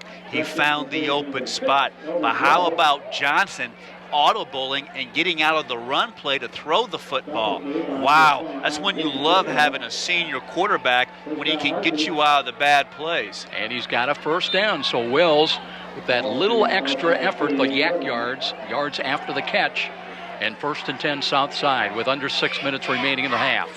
Roll to the left side. Johnson looks, can't find anything. Pulls it down. Now wants to stop and go move to the 40, 45, and angles out of bounds near sideline. Two of the Archers ran into one another, but they will have close to another first down. I believe they're short by about a yard. Yeah, good decision by Johnson. It was slow developing. And when you have a right-handed quarterback rolling out to his left, it's tough to make those throws. So Johnson tucked it that time, and they got 9 yards on first down, Joe. 2nd down and short. And they stay with the spread offense, 3 wide to the right. There was movement, nearly encroachment once again, this time by Northrup, but no penalty. Play clock at 10. Johnson still waiting to snap the ball. He's got it, gives to Hairston, angles left, off tackle, breaks off a 1 tackle, and moves another couple of yards across midfield down to about the Northrop 49, maybe the 48. Harrison does a nice job of planting in the hole, doesn't he, Joe? He reminds me of some of those St. Francis running backs, the way he can plant in that hole and redirect. Yeah, I like how he looks where the hole is. He doesn't commit and just run. Maybe oftentimes where the play is called, he runs to where the hole is. Locates in a hurry. Play action fakers the throw right side. They've got a man and a catch inside the 20, 15, 10, and it's short of the goal line. It'll be 1st and goal for Southside. And that time, Amarian Green finally gets the catch. But I love the play action out of Johnson. He freezes the linebackers into safety, and Green makes a big play behind the defender. So a huge play for South and the ability, Joe, maybe to answer that touchdown. Now we have one of the Bruins down inside the 5. I believe that was the safety that made the tackle, the touchdown saving tackle. So let's take another 1-minute timeout. 5:19 remains, 14-6 in favor of Northrop. And this is IHSAA football on Fox Sports, 1250 The Ticket.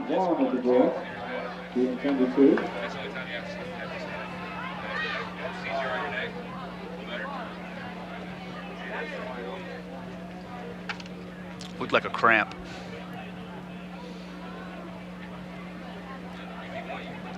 Again, we'll turn it back to the studios for this timeout. IHSAA football on Fox Sports, 1250 The Ticket.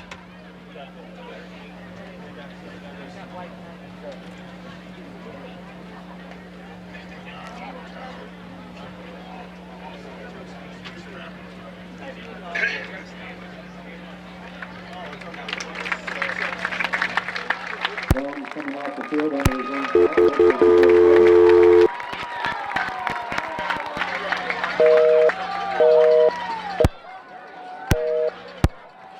First and goal for the Archers at the Bruin 3-yard line.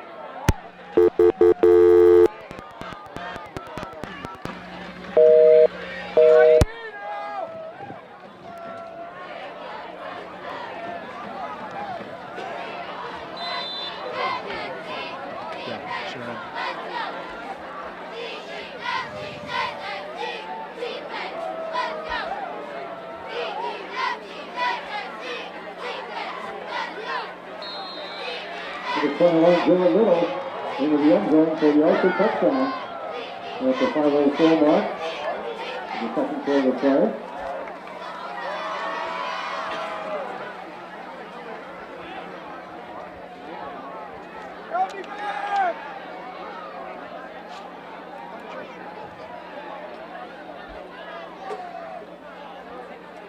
Archers will be lining up for the 2-point conversion.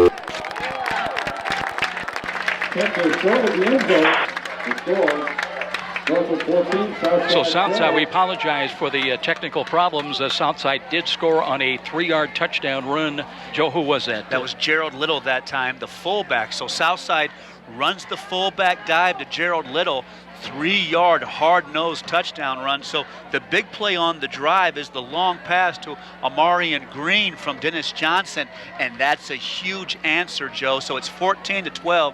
Southside's out of timeouts. So they were going to go for the 2-point conversion here, but 5 minutes left in the second, and a big answer for Southside, and a good football game we have out here at Spuller. Yeah, the 2-point try was no good by the Archers, so it remains 14-12. Again, we had a little telephone problems. Loss of signal, so you missed the touchdown, but it's 14-12, and now with 5:04 remaining, it'll be Southside to kick it away to Northrop. Good answer for South, and you can see the level of play of both these teams is picking up. And South, Joe, much improved from last year. I like what I'm seeing. You know, last week, all the penalties, all the mistakes, and we're seeing that tonight, but we're seeing a lot more competitiveness and more depth and more talent on the roster this year for South. Davion Berry back deep along with Jalen Royal for Northrop. So still plenty of time remaining in this first half, over 5 minutes. Another update for you, Joe. Snyder 27, Carroll nothing. Concordia 20, Homestead 10. Those games are at the half. Halftime, Dwenger 3, Northside nothing. In the second quarter, Leo 16, Angola 3, and Wayne 14, Bishop Lures 7. End over and kick comes up short. It'll be fielded across the 15, run left side. That's at Royal. Royal will stop and go move, reach the 20, 25, and out to about the 27, 28-yard line. So here comes Northrop now back on offense, and Joe, this winter's really been tight. You know, both teams are there's been a lot of good things that we've seen and a lot of mistakes, but very entertaining for the fans. Yeah, an entertaining game. A lot of mistakes with young kids, but I think the senior quarterbacks for both teams have played well. Dennis Johnson's played well for South, and I think, you know, Shanley, I was looking forward to him throwing the football, but I think he's dominated the game, Joe, with his running. 1st and 10, Bruins at their own 29-yard line. Just inside of 5 minutes, time remaining. Ty Smith has come in up in the slot to the right side. Here is the left-handed Shanley to throw the ball. The out, and there was a catch near side. Aruza again. Boy, South had a chance maybe to intercept that for a pick six. Instead, it's Aruza makes the play for a first down. He's across the 40 up to about the 44. Yeah, number 15 for Southside, Quantree Brown, thought he could step in front of that, but he underestimated the arm strength of Shanley, and hey, that's a baseball player, so you know he's going to have the muster on the football, and Aruza just seems to catch everything from Shanley.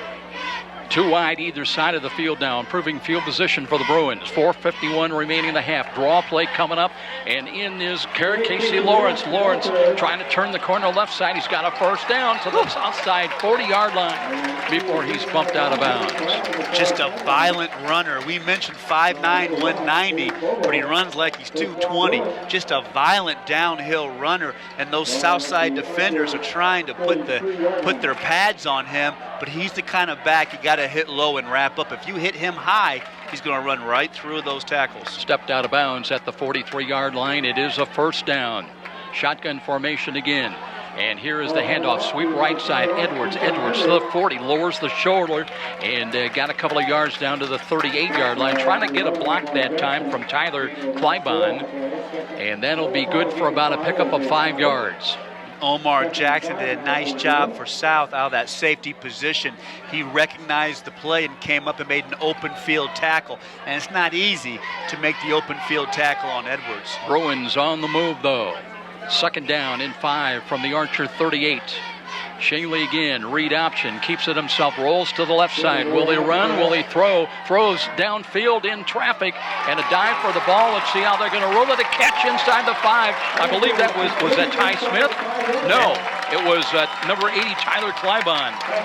I can't believe Shanley threw that football. He was rolling to the left. Klybon was calling for it, Joe. But I didn't think Shanley would have the arm strength to muscle the ball down there. But what a great catch that time by Klybon out there. Yeah, he dove for it inside the 5, down to the 3. It'll be first and goal for Northrop, leading it by 2 with under 4 minutes remaining in this first half.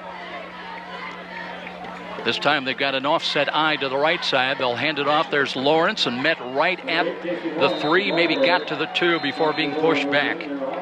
Yeah, good push with the Southside defensive line, and that's been a pleasant surprise tonight for Southside. Done a nice job in the middle of that defense, stopping those runs. But how about Northrop's offense? They just seem to have really got their tempo together, and they've moved down the field very quickly here. Call it no gain. The ball still at the 3. Second down and goal. Royal bringing the play in. Keyshawn Edwards checks out of the game. Had 6 carries last week for 17 yards. Berry splits wide to the left. 2 wide either side of the field. Now we're going to have a timeout called by the Bruins. That'll stop the clock with 3:03 remaining until intermission. And we'll step out as well. This is IHSAA football on Fox Sports, 1250 The Ticket.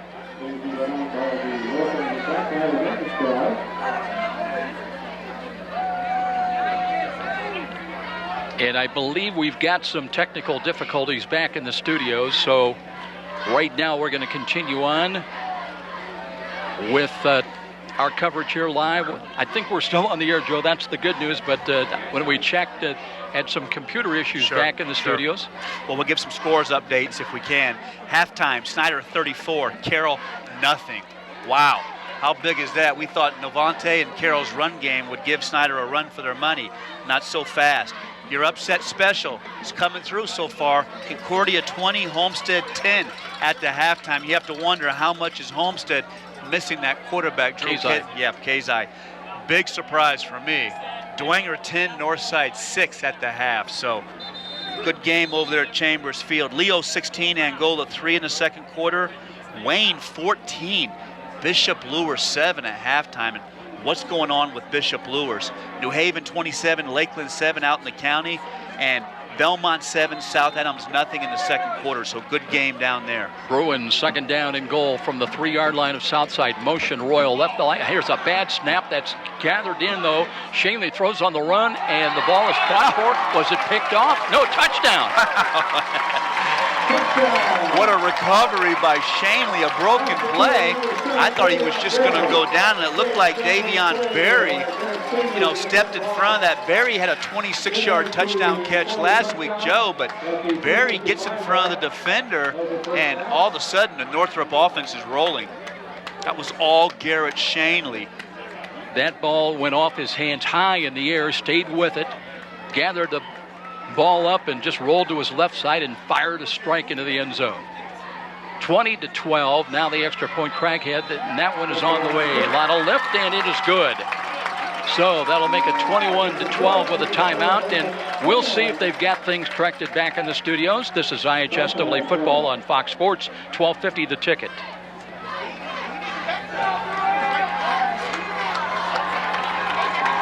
They apparently do not. So we'll continue on here, Joe. And Northrop stunned a little bit in this ball game, down 6-0 early on. And I thought that Shanley, Joe, has stepped up. It seemed like Northrop was kind of back on their heels and had a slow start. And whether it's running the ball or throwing the ball, it seems like Shanley has stepped up and kind of righted the ship for Northrop. Well, still 2:55 on the clock, and now Southside. They have to find an answer. And that offense is equipped to throw the football, so 2:55 is a lot of time for Southside. But remember, no more timeouts. They blew the timeouts in the first quarter, so they're going to have to hustle to the line of scrimmage. And I wouldn't huddle at all. They're going to have to really move that football downfield, but they're going to need a couple of big plays early in this drive.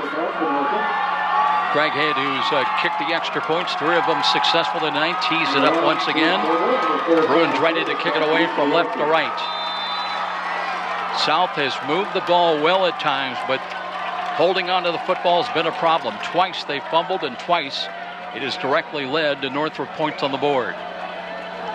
Crackhead ready, and he'll skip up his way and hits the ball. Low line drives ball that filters through to the 15-yard line.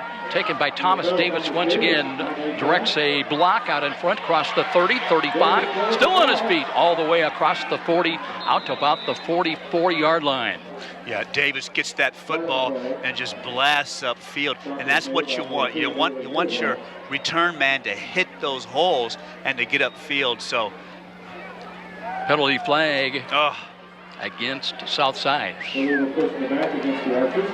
Block in the back is going to back them up. I tell you, just the self-inflicted wounds, and they're going to hate this when they watch this tape tomorrow, because they're having a lot of success on the field, but with the penalties and turnovers, it's allowed Northrop to not only get back in the game, but to take the lead. That's a huge penalty, Joe. That ball would have been out past the 40. Now it's all the way back on, what, the 28? So, big penalty.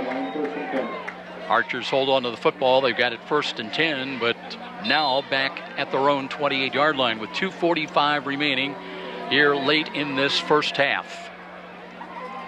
Hairston is the running back, flanked to the right side of Dennis Johnson. And they'll have 3 wide to the left. That is the wide side of the field. Now Northrop shows blitz defensive left side. Johnson looking for the bubble screen. He's got the catch by Bobo. Steps out of a tackle, trying to get back to the 30. Still on his feet to the 35. Pushes the pile forward up to about the 40-yard line. Wow. Second effort for Bobo, about 8 yards after the initial hit. And that's tough, Joe, because that screen's coming back across the field. And if you've played football, you know those guys are screaming to the outside. That's where you can really get your bell rung. Southside with no timeouts remaining in this first half. They burned all 3 fairly early in the ball game. Johnson out of the gun. Calling out the signal, steps away now with 14 on the play clock. They want to check that defensive set. 2 cornerbacks, just 1 safety back right now for Northrop. And here's Johnson, backpedals the throw again, steps up, now dances to his right, still looking, flush to the right side and runs into trouble, and is going to be dropped for a loss back around his own 32. And that's where you have to get rid of the football, and that's something that Dennis Johnson will learn as he progresses in his quarterback tutoring. But you can't just stand back there in this situation. Maybe earlier in the game you can. Got to get rid of the football. You take the sack, no timeouts. Now we're down to a minute and a half, Joe. By the way, join us at halftime. We've got Mark Levy, the executive director of Cuesta Education Foundation, going to join us. And he's got some great tips for parents of high school juniors, seniors, getting ready to go on to further their education. Great tips how you can lower your student loan debt. There was nearly a fumble on the handoff, but Hairston works to his right, gets the penalty yardage back, and gets out to about the 40 to the 40. Well, they mark him down at the 40 with 1:09 on the clock. Hairston hard running back once again.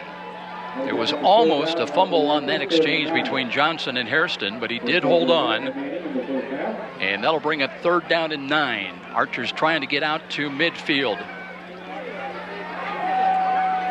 Clock is stopped. 1:09 showing. 21-12. Northrop in the lead. Play action fake. Johnson fires to the right's got his catch. It's short of the 1st down.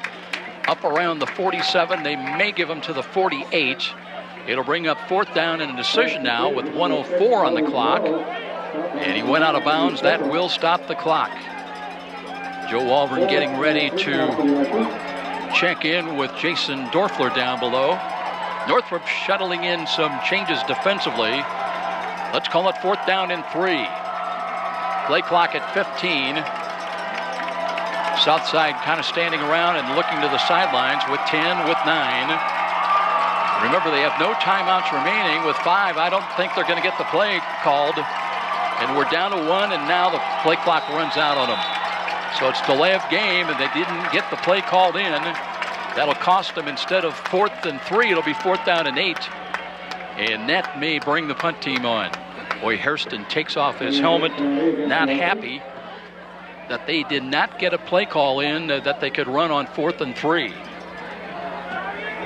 Archers trying to reach midfield on that snap, but instead it'll be Bert Ford in to punt the ball. And back deep, Davion Berry, still with 1:04 on the clock.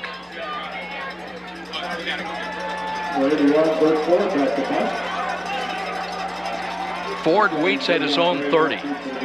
Berry moves up to the Northrup 31-yard line to the 30.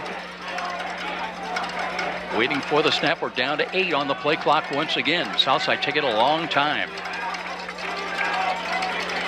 Now we're 2. They got the play off. Here's the rush coming. Got the kick away. And that ball is bounded away. That's a free ball around the 32-yard line. And let's see, I think Northrop did get it back. Berry that time kind of misjudged it. It was a dying punt. Tried to come up and short hop the ball and scooted away for a moment, but it'll be Bruin ball at the 32. So with 55 seconds remaining, and let's see, we have a penalty flag back at the Southside 32-yard line. Robert Bryant, our referee. He's talking to the Southside people. It was, by the way, 4th down and 8. And there's going to be a conference among some of the officials yet, so we've not quite sure exactly how this is going to be handled. Now we're roughing the kicker against Northrop, or was it running into the kicker?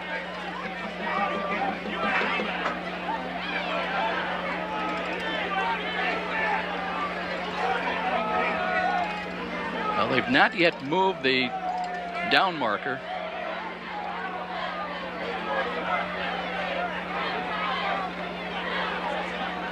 It was 4th down and 8. Even if it's running into the kicker, they're going to mark off, okay, now there's the walk-off of 5 yards. It'll bring up 4th down and 3, and that's where we were before. And Southside, with 55 seconds remaining in the half, they're going to now run the football, or run a play, I'll put it that way. And Northrop will take a timeout. 55 seconds remaining until intermission, 21-12 our score. We'll try again to see if we have any change back in the studios. Having some computer problems. This is IHSAA football on Fox Sports, 1250 The Ticket. Here's a money-saving tip from Momper, the #1 name in insulation since 1956. Exposed attic ceiling joists and ductwork, or new snow that quickly melts off your roof, means you need to add insulation. We'll fill empty sidewall cavities with insulation, even through masonry, aluminum, or vinyl siding with no unsightly holes. Plus, we'll seal your crawl space with urethane foam for a total insulation package. Call Momper now for a free, no-obligation energy analysis of your home. And now back to the IHSAA football game of the week with Joe Parson on Fox Sports 1250, The Ticket. Well, we appreciate I know working miracles back there in the studios. Patrick Plumber, he's been with us forever, and just a tremendous asset, and somehow able to get the chewing gum and the baling wire together. Johnson wanting to step up, throws over the middle, has got a catch for a first down. Southside at the 40, spin down inside the 35, down to the 31-yard line. Still, they move the pile inside the 30. No whistle yet. Northrop can't bring them down, and finally stops the clock with 40 seconds remaining. So it'll be 1st and 10 Southside, no timeouts remaining, trailing at 21-12, but they will have more opportunities. Clock moving inside of 40 seconds now. Hurry up offense for the green. Johnson sets his team up, and now we've got an equipment problem for Northrop, so that will stop the clock and also allow Nico Braister to come back into the ball game. The 290-pound senior tackle.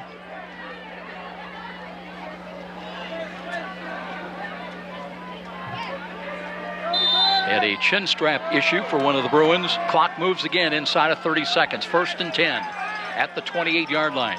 Johnson, middle of the field, drops to throw.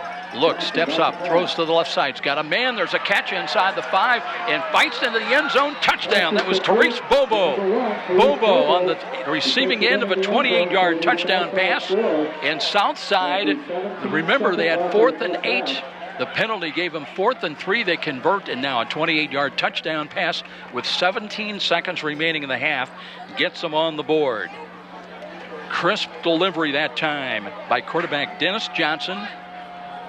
Archers will be lining up for the... And that will make it 21-18. Let's see if the Archers are going to go for two. It looks like they will. Hairston is the tailback. Straight I formation. Johnson under center. Wing back off to the right, and they'll give it off. Here's Hairston. Hairston hit at the goal line. Got in. It'll be a 2-point conversion for Southside, and they are back in it very much alive with 17 seconds remaining in the half. It's 21-20, and we'll be back. This is IHSAA football on Fox Sports 1250 The Ticket. Where do savvy sports fans in the Summit City go when they need to know more than just the score? It's an easy choice. No other media outlet covers the local sports scene like the Journal-Gazette. You get 7 days sideline coverage from the area's most experienced and knowledgeable sports staff. It's a commitment to Fort Wayne that the Journal-Gazette takes very seriously. When you need to know the story behind the story, nobody delivers the goods each morning like the Journal-Gazette. And even when you're on the go, you can still catch up on the latest sports news online at www.journalgazette.net or from your mobile device at www.jgmobile.net. Start your sports day right, every day, 7 days a week with the Journal-Gazette. Let's get back to the stadium with more IHSAA football action and Joe Parson on Fox Sports 1250, The Ticket. Welcome back, everybody. About as close as it can be. 21-20 now as Southside closes to within one. They get the 28-yard touchdown scoring play, followed by the 2-point conversion run by Hairston. And they're down one. They'll kick the ball away from right to left.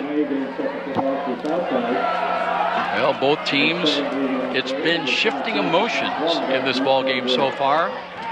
Miscues early on by Northrop, then by Southside. A couple of fumbles that led directly to a pair of Northrop touchdowns. But now Southside is dug down deep to close within one. Here's a short end-over-end kick coming down far side. It's grabbed at the 25. Return across the 30, 35. And at Southside, did they get the ball again? Let's wait for the indication. It came loose apparently around the 39, and Southside's got it. So a Northrop miscue, but only 11 seconds remain. And Southside will have at least, well, maybe a couple of shots at trying to take the lead. They'll have it 1st and 10. They'll mark that ball at the 42-yard line of Northrop.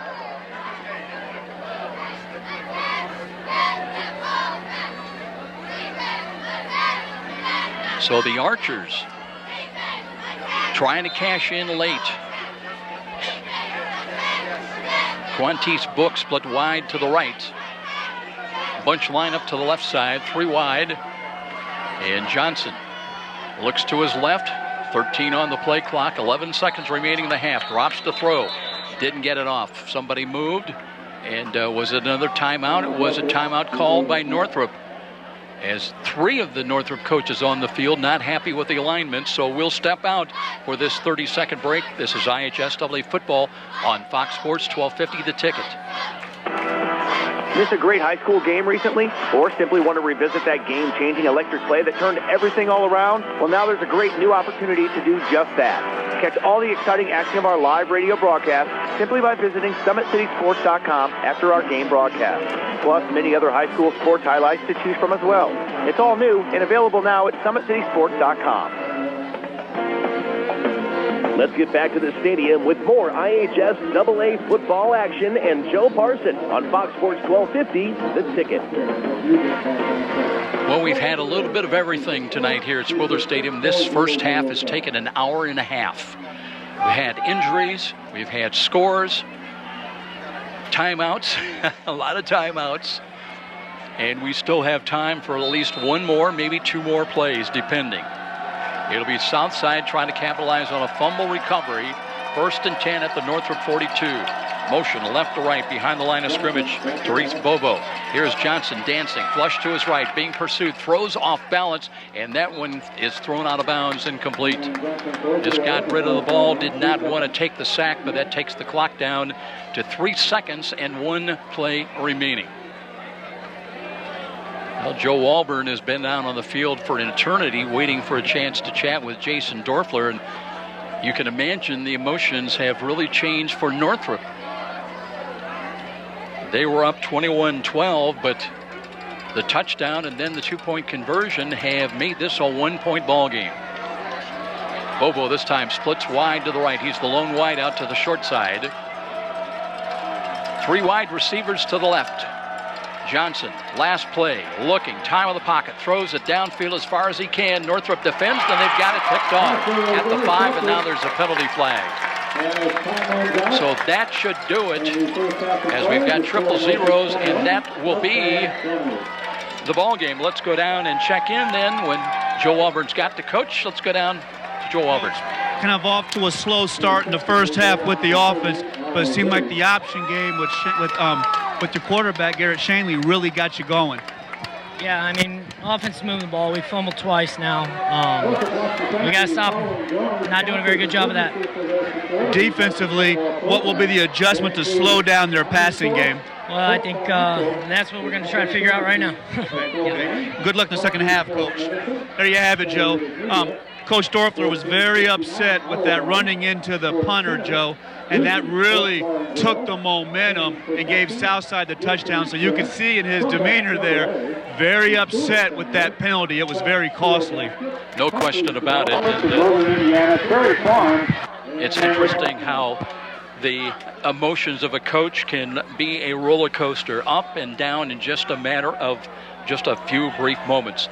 Let's take a 3-minute timeout. 3 minutes timeout. We'll come back for our halftime show coming up. And don't forget Mark Levy, Executive Director from Cuesta Education Foundation, on tap to join us as well. This is one you won't want to miss, especially if you've got a high school junior or senior and you're worried about student loan debt. Coming up after the break, this is IHSAA Football on Fox Sports, 1250 The Ticket. Where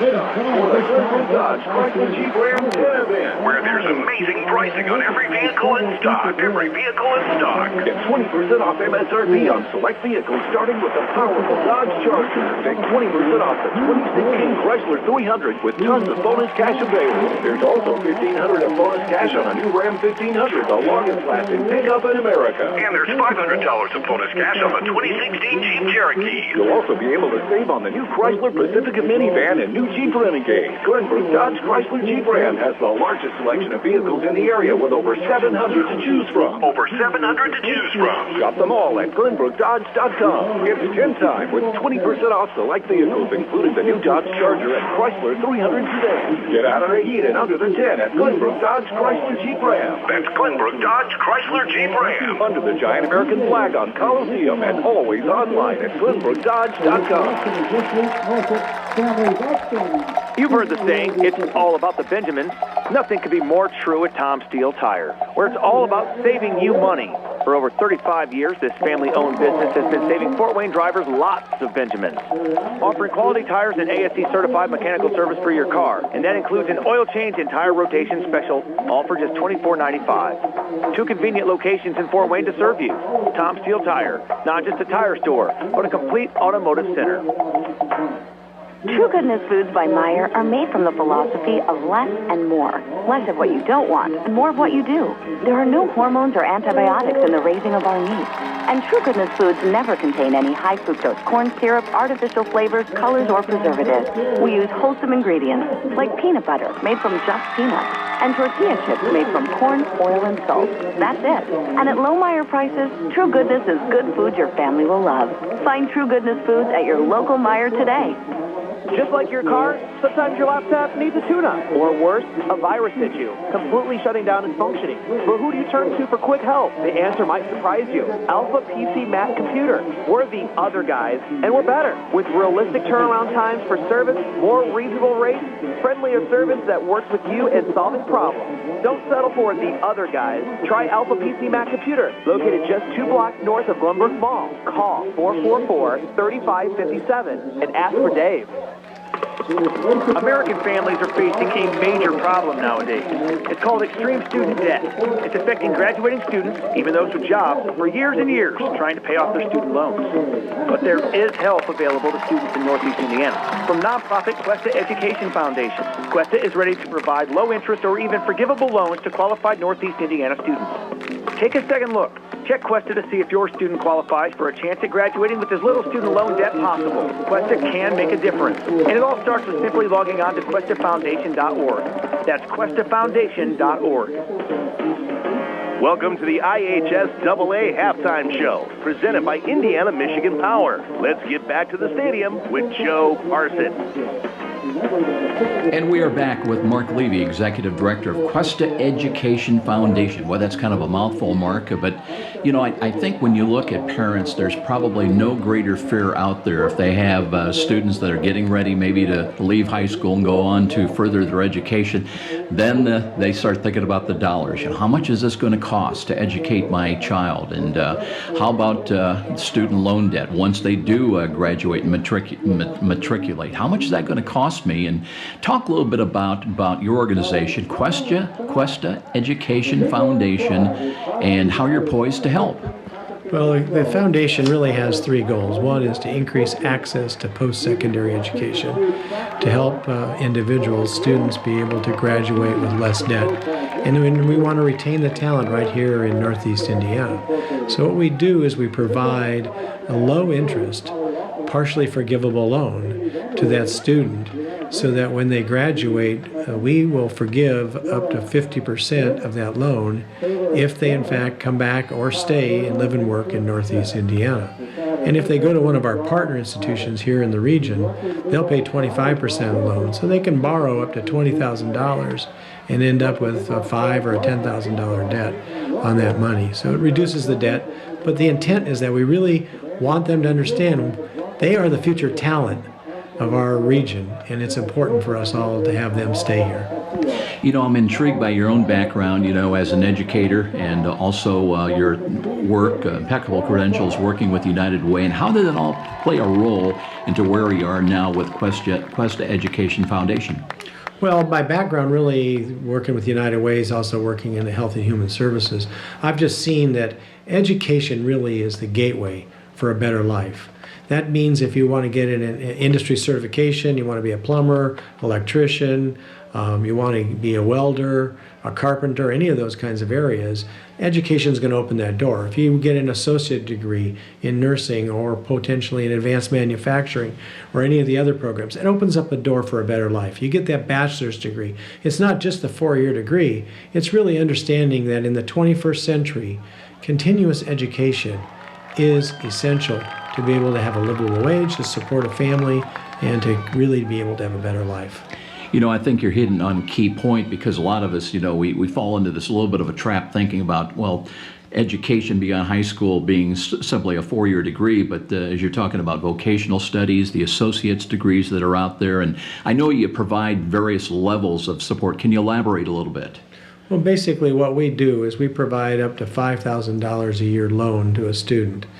It's co-signed by the parent. But the idea is it's really about completion. So the individual has some skin in the game because they take a loan, but the forgiveness begins because they complete, whether they get that industry certification, that associate degree, or that bachelor's degree. Completion is what will then begin to have that forgiveness. The schools will pay a portion of it, and we begin the forgiveness at that point in time. So it's an incentive, but it really is about understanding that one of the key parts, and you talked about about debt. There's one, people are overly frightened of debt to where it gets in the way, and the worst thing that can happen for a student is while they're going to school to be worrying about money rather than have it paid for so they can pay attention to school. So we also provide kind of mentoring, coaching, cheerleading to make sure that they really have a chance to be successful. We're another caring adult in their life. Keep kids on the straight and narrow. I know there's certain application process that parents and the student have to go through, deadlines. What might you tell? Let's say there's a typical parent out there right now listening. They've got a high school junior, senior, looking down the road. What can you tell them about the deadlines and things they need to be aware of? Well, the traditional program, if they're going for a 4-year or if they plan ahead, we open up our applications March 1 through May 1. What we do is we fund in support of the education plan, and we fund a gap. So when they fill out that FAFSA form and they apply to school and they've been accepted, it'll identify what they have as a gap. And we're part of that gap funding, and that's that low interest loan. So our loan is this year will be 3.5%. It's locked in, so no matter what happens with the Federal Reserve or anything else, 4 years from now, it's still going to be 3.5%. It's less than any other loan that they can get. Again, it's a low interest loan. We're a nonprofit. We're not making money on the loans. What we're doing is we're investing in people. We're investing in the most important asset in our region, which is the people. It's the human capital that makes a difference to our community. I know you started out talking about the companies that are kind of co-partners with you, if you will. Let's say there's a corporation or a company executive sitting out there, is maybe interested in getting involved with Cuesta Education Foundation. What would be your message to those companies and how they can help and maybe help you help them? Well, there's two aspects of it. One, if they're looking for talent, a lot of businesses are saying that's what's holding us back from growing. Our ability to be able to invest in students so that the future talent's there when they need them is a critical part to it. Secondly, they may have people that are in their workplace that with a little more education would be able to do some of the jobs that they're looking for. And again, we can partner with them to help to be able to help those individuals have the money on the front end so that then when they do the tuition reimbursement, they can actually come out of that with no debt at all. So we'd love to talk with them because our funding really and our dollars really come from donors of individuals, corporations, foundations. We are a private nonprofit that really thrives on the support of the community.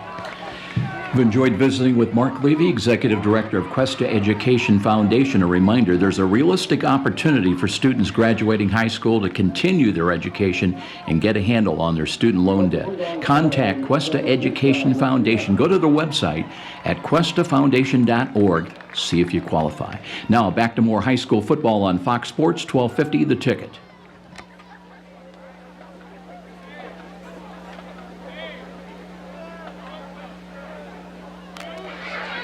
And back at Power, we're building the future of energy delivery. From renewable energy to grid innovation, we're developing a smarter way to power your life. With the addition of 4 new solar power plants, you can take comfort knowing that more than half of the electricity that we generate is emissions-free. I&M is honored to sponsor local area high school sporting events and proud to be your hometown energy provider. Did you know the IRS tax code now consists of nearly 80,000 pages of rules and regulations? It's enough to make you cry. But now there's real affordable help right here in Fort Wayne. Walbert Financial Management, a firm that cuts right through the legalese, working hard for you, providing external solutions to bookkeeping and tax problems. Walbert Financial Management, taking flawless care of all your personal reporting, P&L, or even individual tax requirements. Give them a call, 260-459-2240. You'll sleep better at night being assured everything's taken care of. Walbert Financial Management. The market goes up, the market goes down. And if you're a typical investor, you may be playing games, trying to guess correctly when to buy, when to sell. That can be expensive and exhausting. Well, what if there was a local company with tons of investment experience to help you take some of the guesswork and worry out of investing? The name is Stifel, specializing in individual portfolio management. Stifel can help reduce the risk and worry of investing, building you a portfolio of quality, performing stocks and bonds. Give Stifel a call at 260-459-3989. American families are facing a major problem nowadays. It's called extreme student debt. It's affecting graduating students, even those with jobs, for years and years trying to pay off their student loans. But there is help available to students in Northeast Indiana. From nonprofit Cuesta Education Foundation, Cuesta is ready to provide low interest or even forgivable loans to qualified Northeast Indiana students. Take a second look. Check Cuesta to see if your student qualifies for a chance at graduating with as little student loan debt possible. Cuesta can make a difference. And it all starts with simply logging on to cuestafoundation.org. That's cuestafoundation.org. And now back to the IHSAA football game of the week with Joe Parson. On Fox Sports 1250, The Ticket. Welcome back, everybody, to Spooler Stadium. And again, we apologize for the technical problems tonight.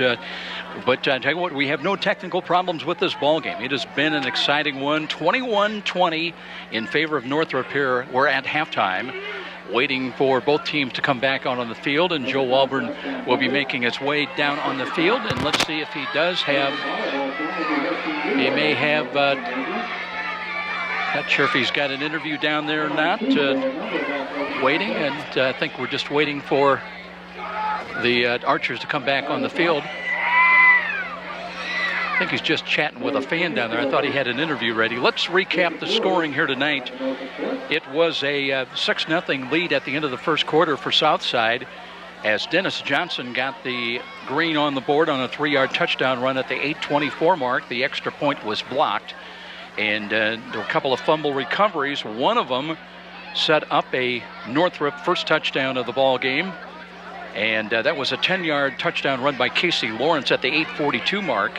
Craighead came on to hit the extra point for the Bruins, and they had their first lead of the night at 7-6.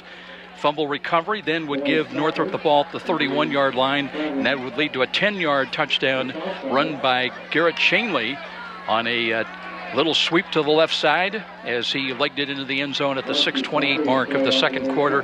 The extra point good by Craighead again, and a 14-6 Northrop lead.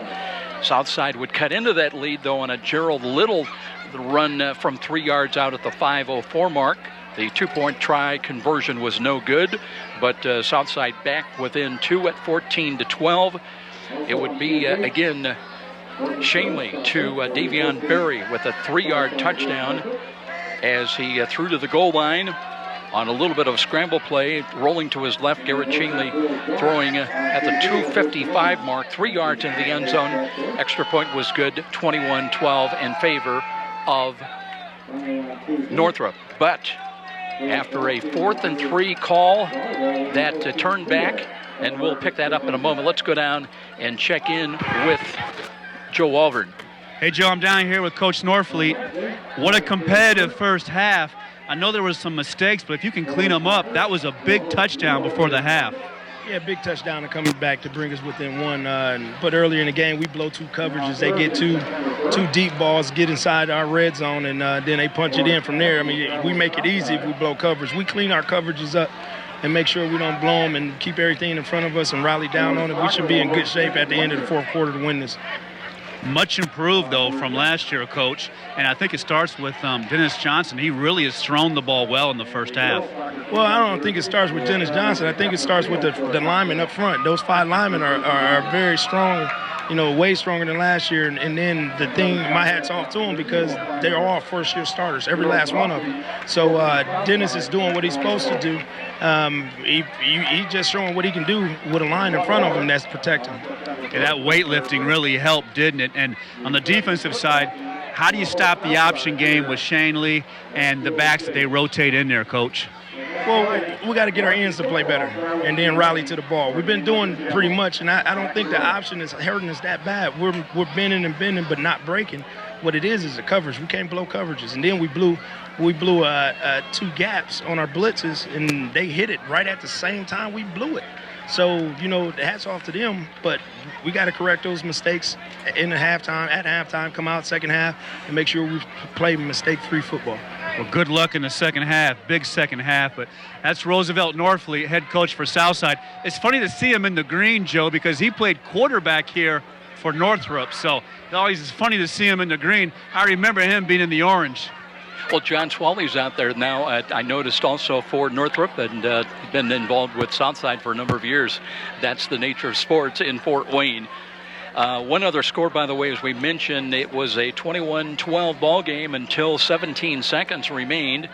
And then Dennis Johnson found Therese Bobo good for 28 yards, a touchdown. They went for 2. Hairston, I should say, ran for the 2-point conversion, and that was really a combination of circumstances because it was 4th and 3, penalty against Southside. They were unable to get the play off. They moved back. It was 4th and 8, but a running into the kicker gave them another chance at 4th and 3. They converted, and then the touchdown, 28 yards to Bobo on the pass from Dennis Johnson, and the 2-point conversion run by Hairston, and that's where we are right now at 21-20. Let's take another 3-minute timeout. We wait for the teams to get back on the field, and we're still waiting for a second half to go, but we've got a great one going here tonight at Spooler Stadium, a 1-pointer in favor of Northrop at 21-20. This is IHSAA football on Fox Sports 1250 The Ticket. No, not yet. Just a little more sleep. Come on, honey. Rise and shine. Up and at 'em. Let's get cracking. Give me one good reason to get out of bed this morning. Well, I'll give you 2. Egg McMuffin and sausage McMuffin with egg. Now you're talking. Race you to the shower. Let McDonald's do the cracking for you with the McPick 2 for $4 special. Get 2 Egg McMuffin or 2 Sausage McMuffin with egg sandwiches. Or one of each for just $4. Each served all day long. Limited time only at participating McDonald's. Price of single items listed on menu board. Here's some good policy from your local agent and Auto Owners Insurance. When your insurance policy comes from us, it comes with something extra, a real person. Don't buy from an insurance company with an 800 number and a voicemail menu. Auto Owners Insurance operates exclusively through local independent agencies here to help you 24/7. Now that's good policy. Call Tom New and Schwander at Amstutz Insurance with offices in Fort Wayne and Ossian, 260-622-4169. Hi, I'm Charlie Momper from Momper Insulation. We've been around since 1956, and we're still the #1 name in insulation. Chances are you've seen us re-insulating the home in your neighborhood, where we blow insulation into the sidewalls and attic to make your heating and cooling more efficient. Give us a call and let's talk about all the insulation options we have available to help you save money. I know we can do the job for you. You've got my word on it. Call us at 432-7543. True Goodness Foods by Meyer are made from the philosophy of less and more. Less of what you don't want and more of what you do. There are no hormones or antibiotics in the raising of our meat. And True Goodness Foods never contain any high fructose corn syrup, artificial flavors, colors, or preservatives. We use wholesome ingredients like peanut butter made from just peanuts and tortilla chips made from corn, oil, and salt. That's it. And at low Meyer prices, True Goodness is good food your family will love. Find True Goodness Foods at your local Meyer today. You've heard the saying, it's all about the Benjamins. Nothing could be more true at Tom Steele Tire, where it's all about saving you money. For over 35 years, this family-owned business has been saving Fort Wayne drivers lots of Benjamins. Offering quality tires and ASE-certified mechanical service for your car, and that includes an oil change and tire rotation special, all for just $24.95. 2 convenient locations in Fort Wayne to serve you. Tom Steele Tire, not just a tire store, but a complete automotive center. At Indiana Michigan Power, we're building the future of energy delivery. From renewable energy to grid innovation, we're developing a smarter way to power your life. With the addition of 4 new solar power plants, you can take comfort knowing that more than half of the electricity that we generate is emissions-free. I&M is honored to sponsor local area high school sporting events and proud to be your hometown energy provider. Let's get back to the stadium with more IHSAA football action and Joe Parson on Fox Sports 1250, The Ticket. Well, a good one here tonight at Spooler Stadium, 21-20 Northrup at the half, and good ones going on elsewhere, Joe. Yeah, all over. I'll give you your score update, Joe. Big games all over. Just northwest of here, can you say woodshed time? Snyder 35, Carroll nothing in the third quarter. So we knew last week with that defense with Snyder, with 7 starters back, it was better. Hey, it may be better than what we think. And how about this, Joe? Concordia was in control most of the way. Now in the fourth quarter, Homestead rallies. Homestead just went ahead with the touchdown. Homestead 27, Concordia 20. So a great one over at Zollner. Did you say fourth quarter? Fourth quarter. Of course, you're traveling to your game tonight, so you know we're going to have the longest game tonight. That's how it is. Now over at Northside, now Dwenger starting to wake up and flex their muscles. We were surprised by that. It was 10-6 at the half. It's now Bishop Dwenger 24, Northside 6. Leo taking care of Angola 27-3. That game's in the third.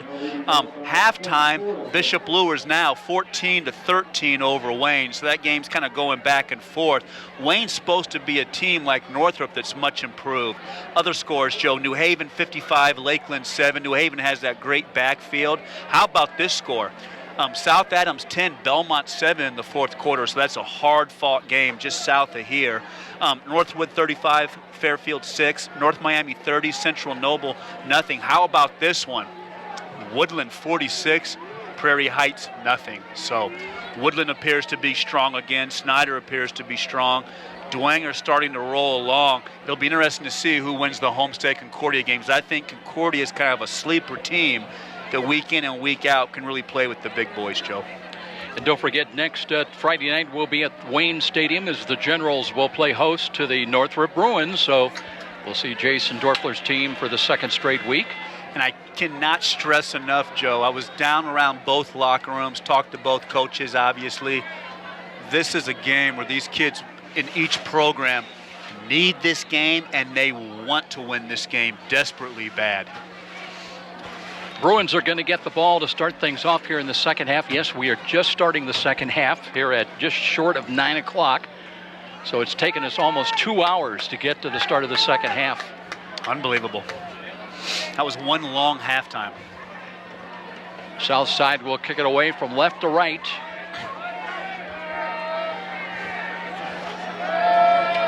Shatan Vaughn is back in kick return.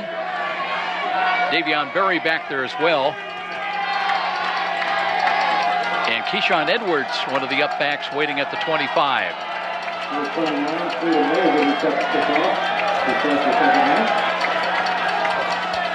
I think whoever can minimize the turnovers, Joe, clean up the busted coverages and the penalties will win the second half. This is a game that's tossed up. Either team can win this. Who can play disciplined football at the key moments? A lot of mistakes, a lot of penalties in the first half. That paved the way. A pair of Southside fumbles that got Northrop turned into points on the board. Now we're still waiting for Southside to kick it away here to start this second half. Looks like they've got the go-ahead, and we're ready to go to work. Here comes the kick, low line drive. That's fielded at the 15, and straight ahead return. That's Berry looking to break it to his left. Crosses the hash mark, got it up to the 35. Will get another yard up to about the 36-yard line. It's going to be interesting with a long halftime. What quarterback can come out with the hot hand, settle his team, and begin to move those chains? So that seemed like an extraordinary long halftime, and we'll see if that impacts the game here in the second half. So it was an extraordinary long first half. Here we go. Garrett Shanley ready to take the first snap, hands it off. Casey Lawrence off tackle to the right, kind of wheels his way out to the 40. So that'll be a gain of about 3. I like Lawrence. Talked to him down the sideline at the end of the half. Feeling great, 5'9", 190. So he did a lot of work in the weight room with his legs over the summer, and that's really helped him. And we have a player down. That's Ben Aruza bent over. So again, we have a stoppage down below on this injury timeout. And we'll take a break. This injury timeout brought to you by Parkview Sports Medicine, a winning combination with the IHSAA. We'll be back. This is IHSAA football on Fox Sports, 1250 The Ticket. The game just isn't the game without you. When pain or injury has you sidelined, call Parkview Sports Medicine at 260-266-4007. Whether you're an aspiring pro or recreational athlete, our team of certified orthopedic surgeons, physical therapists, athletic trainers, and registered dietitian nutritionists will provide you with rapid access to comprehensive care and sport-specific rehabilitation. We can get you back to the action quickly and safely. Just call 260-266-4007. Parkview Sports Medicine, your dream team. You're listening to the High School Football Game of the Week on WGL Fort Wayne, Fox Sports 1250, The Ticket. Again, Ben Aruza being helped up to his feet, and you hope it's just a cramp. Although he's not putting a lot of trying to work it out. I'm thinking quick. more and more. He's very quick and very shifty, and I don't think Northrop can afford to lose him. I think he's Shanley's favorite target. For a reminder, you can catch video highlights and game replays anytime at SummitCitySports.com. And generally, most Saturdays, beginning Saturdays, you'll have 3 games to choose from: replays, highlights, interviews, and much more. Here we go, play action. Here is Garrett Shanley. Hit as he released the ball, but completes. That's Jalen Royal. Jalen Royal, who is wheels up across the 45. And let's see where they're going to mark him down. Very close to the first down sticks, Joe, up around the 47. Yeah, 5'11", 140 out there playing with the big boys. But Northrop has all underclassmen as wide receivers, Joe, and very effective and very, very good group. Short of a first down by about the length of a football. Welcome to the IHSAA halftime show. Well, as we said, we were having computer problems earlier, and still not completely out of the woods. Well, Third now and short here. So what's Northrop going to do, Joe? Well, they're third down, and why? They're going to measure now. Oh, apparently wow.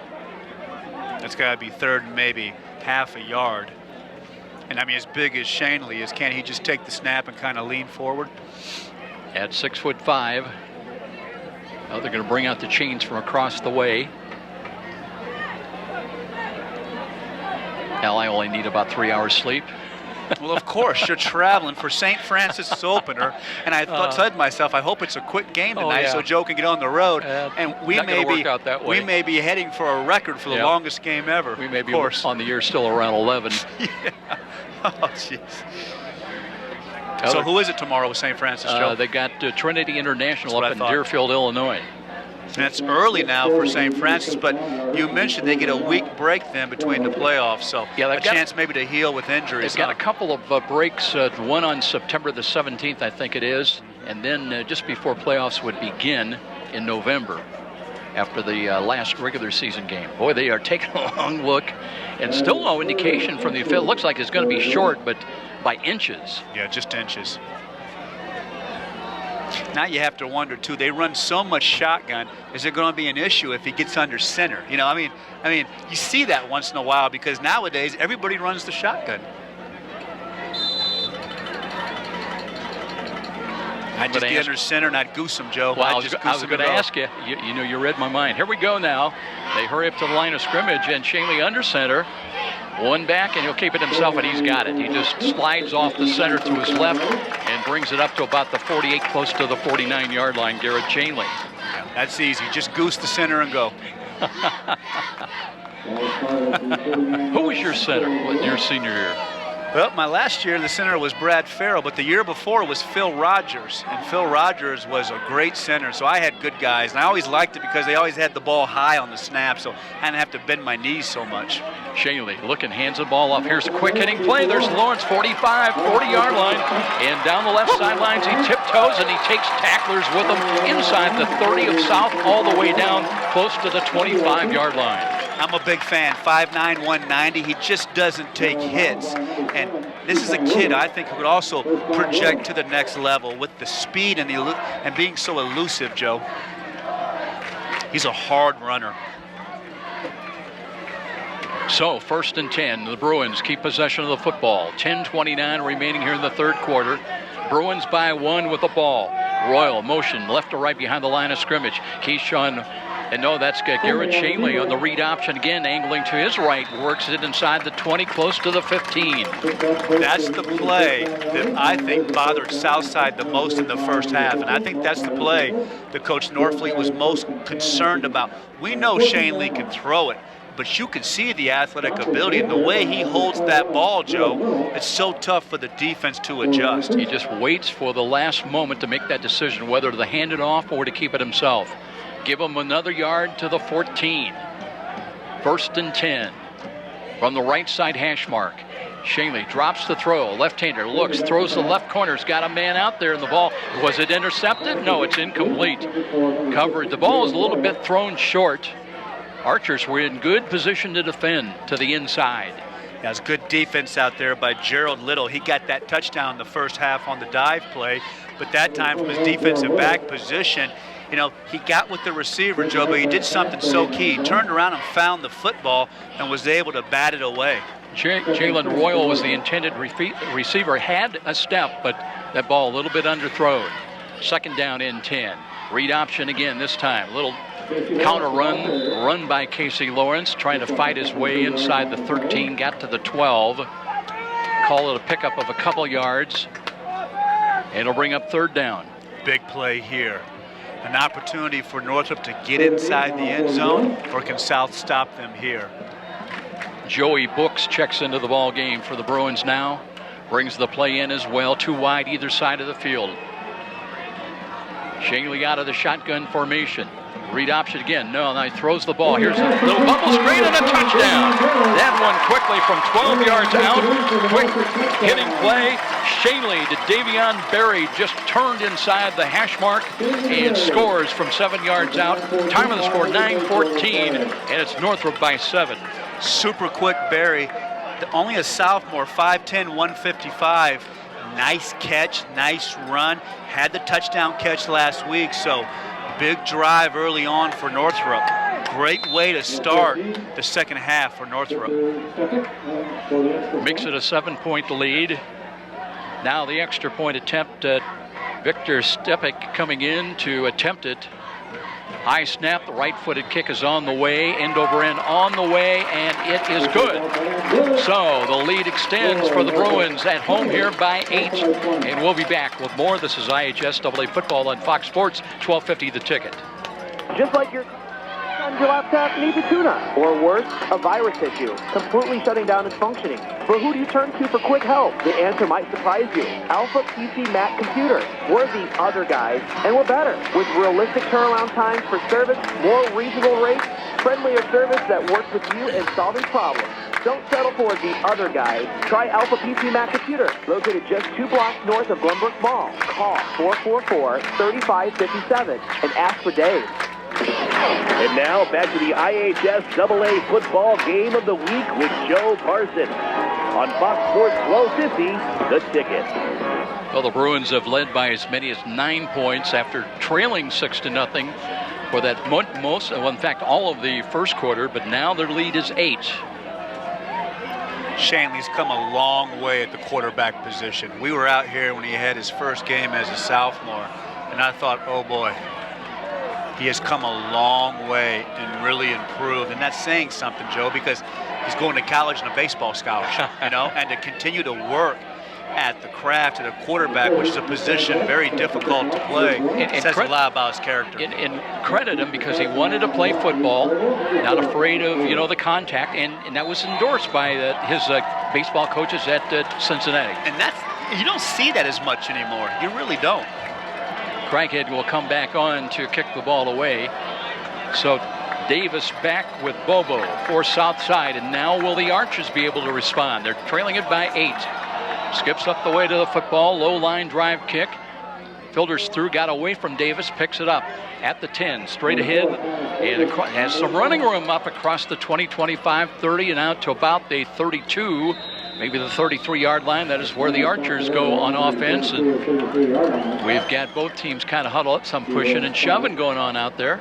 Yeah, it's a big game. I mean, again, this is a program game. This game marks progress and what you're trying to do with the program. So, and it was interesting with the halftime interview with Rosie, how excited he was about the offensive line, wasn't it? Yeah, he made a big point about them all being first-year starters, too. Yeah, I know they worked really hard in the offseason, and they really worked on strength and technique, and you know, he felt like Dennis Johnson had this kind of play in him, but he just needed to get the offensive line right. So the Archers huddled up now. They come up to the line of scrimmage. 9:03 remaining in the third quarter. 28-20, Northrop. Johnson splits 3 wide to his right. That's the wide side of the field. He looks, read option, throws over the middle. He's got a diving catch across the 45 to the 46. And coming up with that ball, let's see, that was, I believe, Quanti's Book. Sure was. I think that was the first catch of the night for Book. But how effective is that read option with that fake? It just sucks those linebackers in and creates those big lanes to throw. Bruins now with 2 safeties back on 1st and 10, improving field position. Johnson looks left, throws. That's a low ball and short hopped in there, incomplete. Looking for Bobo once again. I like Bobo. I'd get him the football. 6-foot senior, as you mentioned, very strong upper body. Yeah. He'll stay split to the left side. 2nd down and 10. Ball at the Archer 45-yard line. Southside next week. Dwenger. They're on the road at Dwenger. And the Bruins, of course, will have them at Wayne. Both teams on the road. Johnson again looking read option. Yet hands it off, and there is nothing there for Hairston. 3, 4 orange helmets to wrap up. Big loss for Southside back around inside their 35. When Nico Braster plays at the level he can, he is unstoppable. But, you know, he comes in, Joe, 6'3", 300. You get a couple of good plays, then you don't get a play. Then you get a good play, lose him for a couple of plays, but he's the difference maker at defensive line for Northrop. Yeah, a night like this takes a toll. I saw him in the first half, had to come out and get a breath. Playing both ways. Very, very tough. Hot, humid, muggy night. Johnson now needs a ton on third down. Steps up looking. He won't find the running room. Wrapped up, and he'll go down at about the 33. And you can see the adjustments that Northrop's making. Northrop's trying to shoot their ends upfield to get to Johnson quicker. So the Archers had that ball up around the 45, but instead now on 4th and long, 4th and 21, they'll have to kick the ball away. Bert Ford will come in, and he'll wait for the snap inside his own 25-yard line. One back and punt return for the Bruins. I believe that's Aruza. Here is the kick away high, not very long, near side, and that's going to hit at the 47. Takes a backward bounce up to about down to the 45. So Northrop in business. That's at the Southside 45-yard line. Yeah, danger time now for Southside. Northrop on the short field. Can they get a touchdown and kind of extend the lead over South? So the Bruins looking to put a little more daylight between themselves and the Archers. A great night for football. Kind of clouded up before kickoff, but that was actually a blessing. Kept that sun away from us as we are situated here looking out to the west. Not always pleasant here in August. Here is Casey Lawrence, off tackle run to the right side, as from the 45 it gets maybe a yard to the 44. They'll mark that ball, nose of the football just inside the 44-yard line. Call it a gain of 1, 2nd down and 9. It's a big series here for Northrop. As we mentioned earlier, South has 6 guys that are playing both ways. This is a chance for Northrop to kind of physically put their will on South and maybe create some separation on the scoreboard. Tyler Klybon back in there, wide to the right. 2 wide either side of the field for the Bruins. Now motion, Edwards. Edwards takes the handoff. And no, it's a play action fake and a thought tip ball. That was Hairston that got a hand on it right over the middle for Southside, tipped it incomplete, and it'll be 3rd and 9 for Northrop. Yeah, it was nice recognition by Hairston not to get confused, as I thought Shanley was going to hand that football off. So good defense now, a huge 3rd down. 3rd and long. Let's see if South can hold up and get a stop. That time they used Edwards kind of a decoy, trying to set up that pass over the middle. But South equal to the task, and 3rd down and 9. And now what do we have here? Another little delay. Clock stops with 6:26 and equipment issue.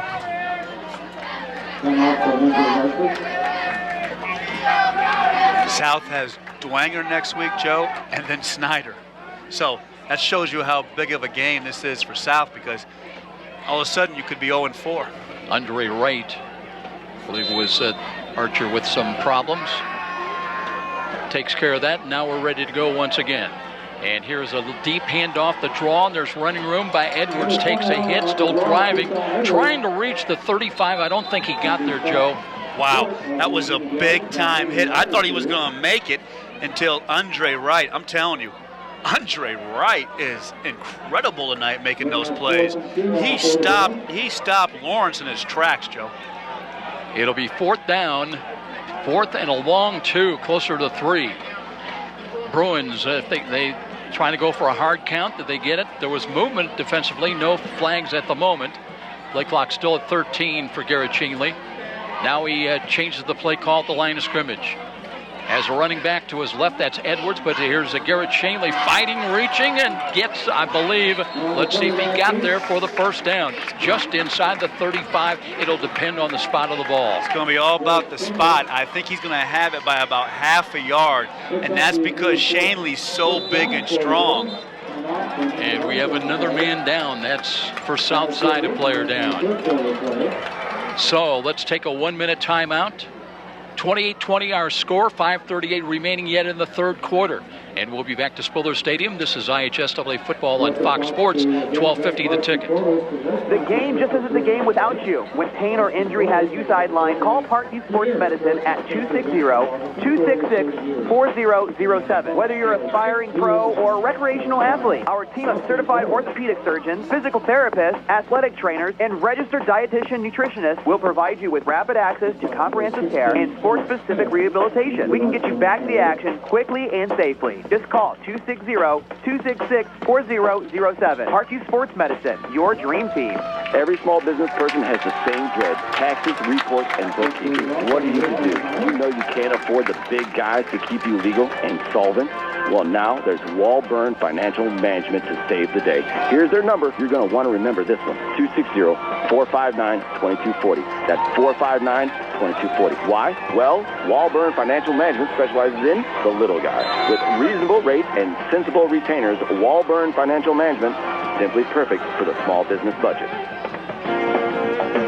Let's get back to the stadium with more IHSAA football action and Joe Parsons on Fox Sports 1250, The Ticket. Keyshawn Edwards taking the handoff off that read option play, and he squirms his way for another 10 yards and another Northrop first down. And I would just stick with the read option. They're having so much success. And when you can rotate the backs every other play with Lawrence and Edwards, man, that's really effective for Northrop. They'll spot it at the 23 of Southside. So Northrop running plays. Running clock now is we will move inside of 5 minutes. Time remaining in the third quarter before this snap. Offset I. And here is they give to the fullback, and that was Lawrence, I believe, again. Counter run to his right. Breaks it inside the 20. And he will have a yardage gain down to close to the 18. And that offensive line for Northrop averages about 260 across that front. So big, physical, starting to push South around. And you have to wonder now, is South beginning to get tired? Mentioned starting tonight, Connor Stout at centers, Cameron Cephas at 300 pounds at guard, Woj Desinski at 260, he's a senior. Quash and Reister are the tackles. Again, the offset I. They hand it to the tailback. Off tackle run to the left side, angling to the 20, but Keyshawn Edwards can't find room to turn the corner. Knocked out of bounds right there, no gain. Yeah, Therese Bobo comes up and makes the play that time. So, you know, the good thing to see about this is we talked last year about Northrop's better, their level of play. I think it's even a little bit better again, Joe, but you know who else is better? Is South. South is much improved from where they were. No matter how this game turns out, it's good to see them this much more improved and competitive. You know, you just took the words out of my mouth. This has been a very, very competitive ball game. Now they work from the left side hash mark. 3rd down and 7. Shanley wants to throw. Now steps up. Will he run? Reverses course. Wants to throw on the run. Throws it up for grabs. That ball is bobbled and maybe caught. Let's see. Is it intercepted? No, it's going to be a touchback in the end zone. Southside, I thought, first had the chance to intercept the ball, and then I thought Northrop came up with the ball because Ty Smith was down there. Yeah, I thought South intercepted. We'll see what they call. Yeah, it's going to be an interception with the ball coming out to the 20. Wow, what an athletic play. I don't know if that was Bobo or who was able to redirect, but how about the ability to drop your hips from a defensive position and redirect and get that, because Shanley hung that ball up there for his wide receiver, but wow, that was a heck of a defensive play. And that's big now because, there's still a one-score game. Pretty good throw, though. That's, Shanley, left-handed thrower, running to his right and just put it up and got it in close to the end zone. Yeah, again, the level of play is much better on both sides. But South, well, they are surviving. Down only 28-20 now with 4:02 in the quarter. Dennis Johnson back to work. Read option, hands it up the middle. Not much there. And I don't know if they're going to get back to the 20-yard line. Quickly, your scores, Joe. Late in the fourth quarter, Snyder 41, Carroll nothing. Late in the fourth quarter, Homestead 27, Concordia 26. So a heck of a game. Fourth quarter, Dwenger 24, Northside 6, Leo 27, Angola 10 in the fourth. Bishop Luers 21, Wayne 13 in the fourth quarter. So Luers starting to kind of wake up and get their game going. Don't forget, we'll see the Generals next to Friday night at Wayne Stadium hosting these Northrop Bruins. Second down and 10. Johnson, let's see if he's got Hairston to his right, and does hand the ball off. Hairston nearly tackled, but reverses and cuts to the 20, and he's all the way across the 25 to the 30. You talk about making something out of nothing. I mean, there was nothing for Hairston. Trying to go to his left, Joe, he was about to be engulfed, and just pivoted back to his right and comes up with a first down. How about that? Yeah, how about that? Best run of the night. Brewster had him dead to rights in the backfield, but Harrison just wiggles out of it. In fact, he's up to the 32, so now the clock moves inside of 3 minutes here in this third quarter. A.J. King in. He's the lone wide to the right side. 2 wide to the left. South now operating with a tight end in there, but here is Johnson the throw, and he's got King, spins to his right, hit, stays in bounds, across the 40, up to the 43. I tell you what, these Archers, they just do not go down on initial contact. No, they don't. Johnson seems to have a lot of weapons, whether it's Bobo or King or Green or Wells or Book, and they all seem to be very quick. And I like how fast Johnson gets them the football. I mean, that ball is coming out, bang, bang, and I think that's effective for South. Archers improving field position at their own 45-yard line now. Johnson brings him out of the huddle up to the line of scrimmage. Play clock is down to 8 already, though. Got to hurry. King stays in. He's split to the short side to the right. Here's Johnson to throw again. Looks, pumps. He's got time. Now flush to his left. Running. Will he throw? He'll run. At the 50, 45, 40, 35, and angled out of bounds across the way. Just depends where he stepped out of bounds. But again, Dennis Johnson able to find running room off to his left. And that just breaks your back for Northrop. Everybody's covered.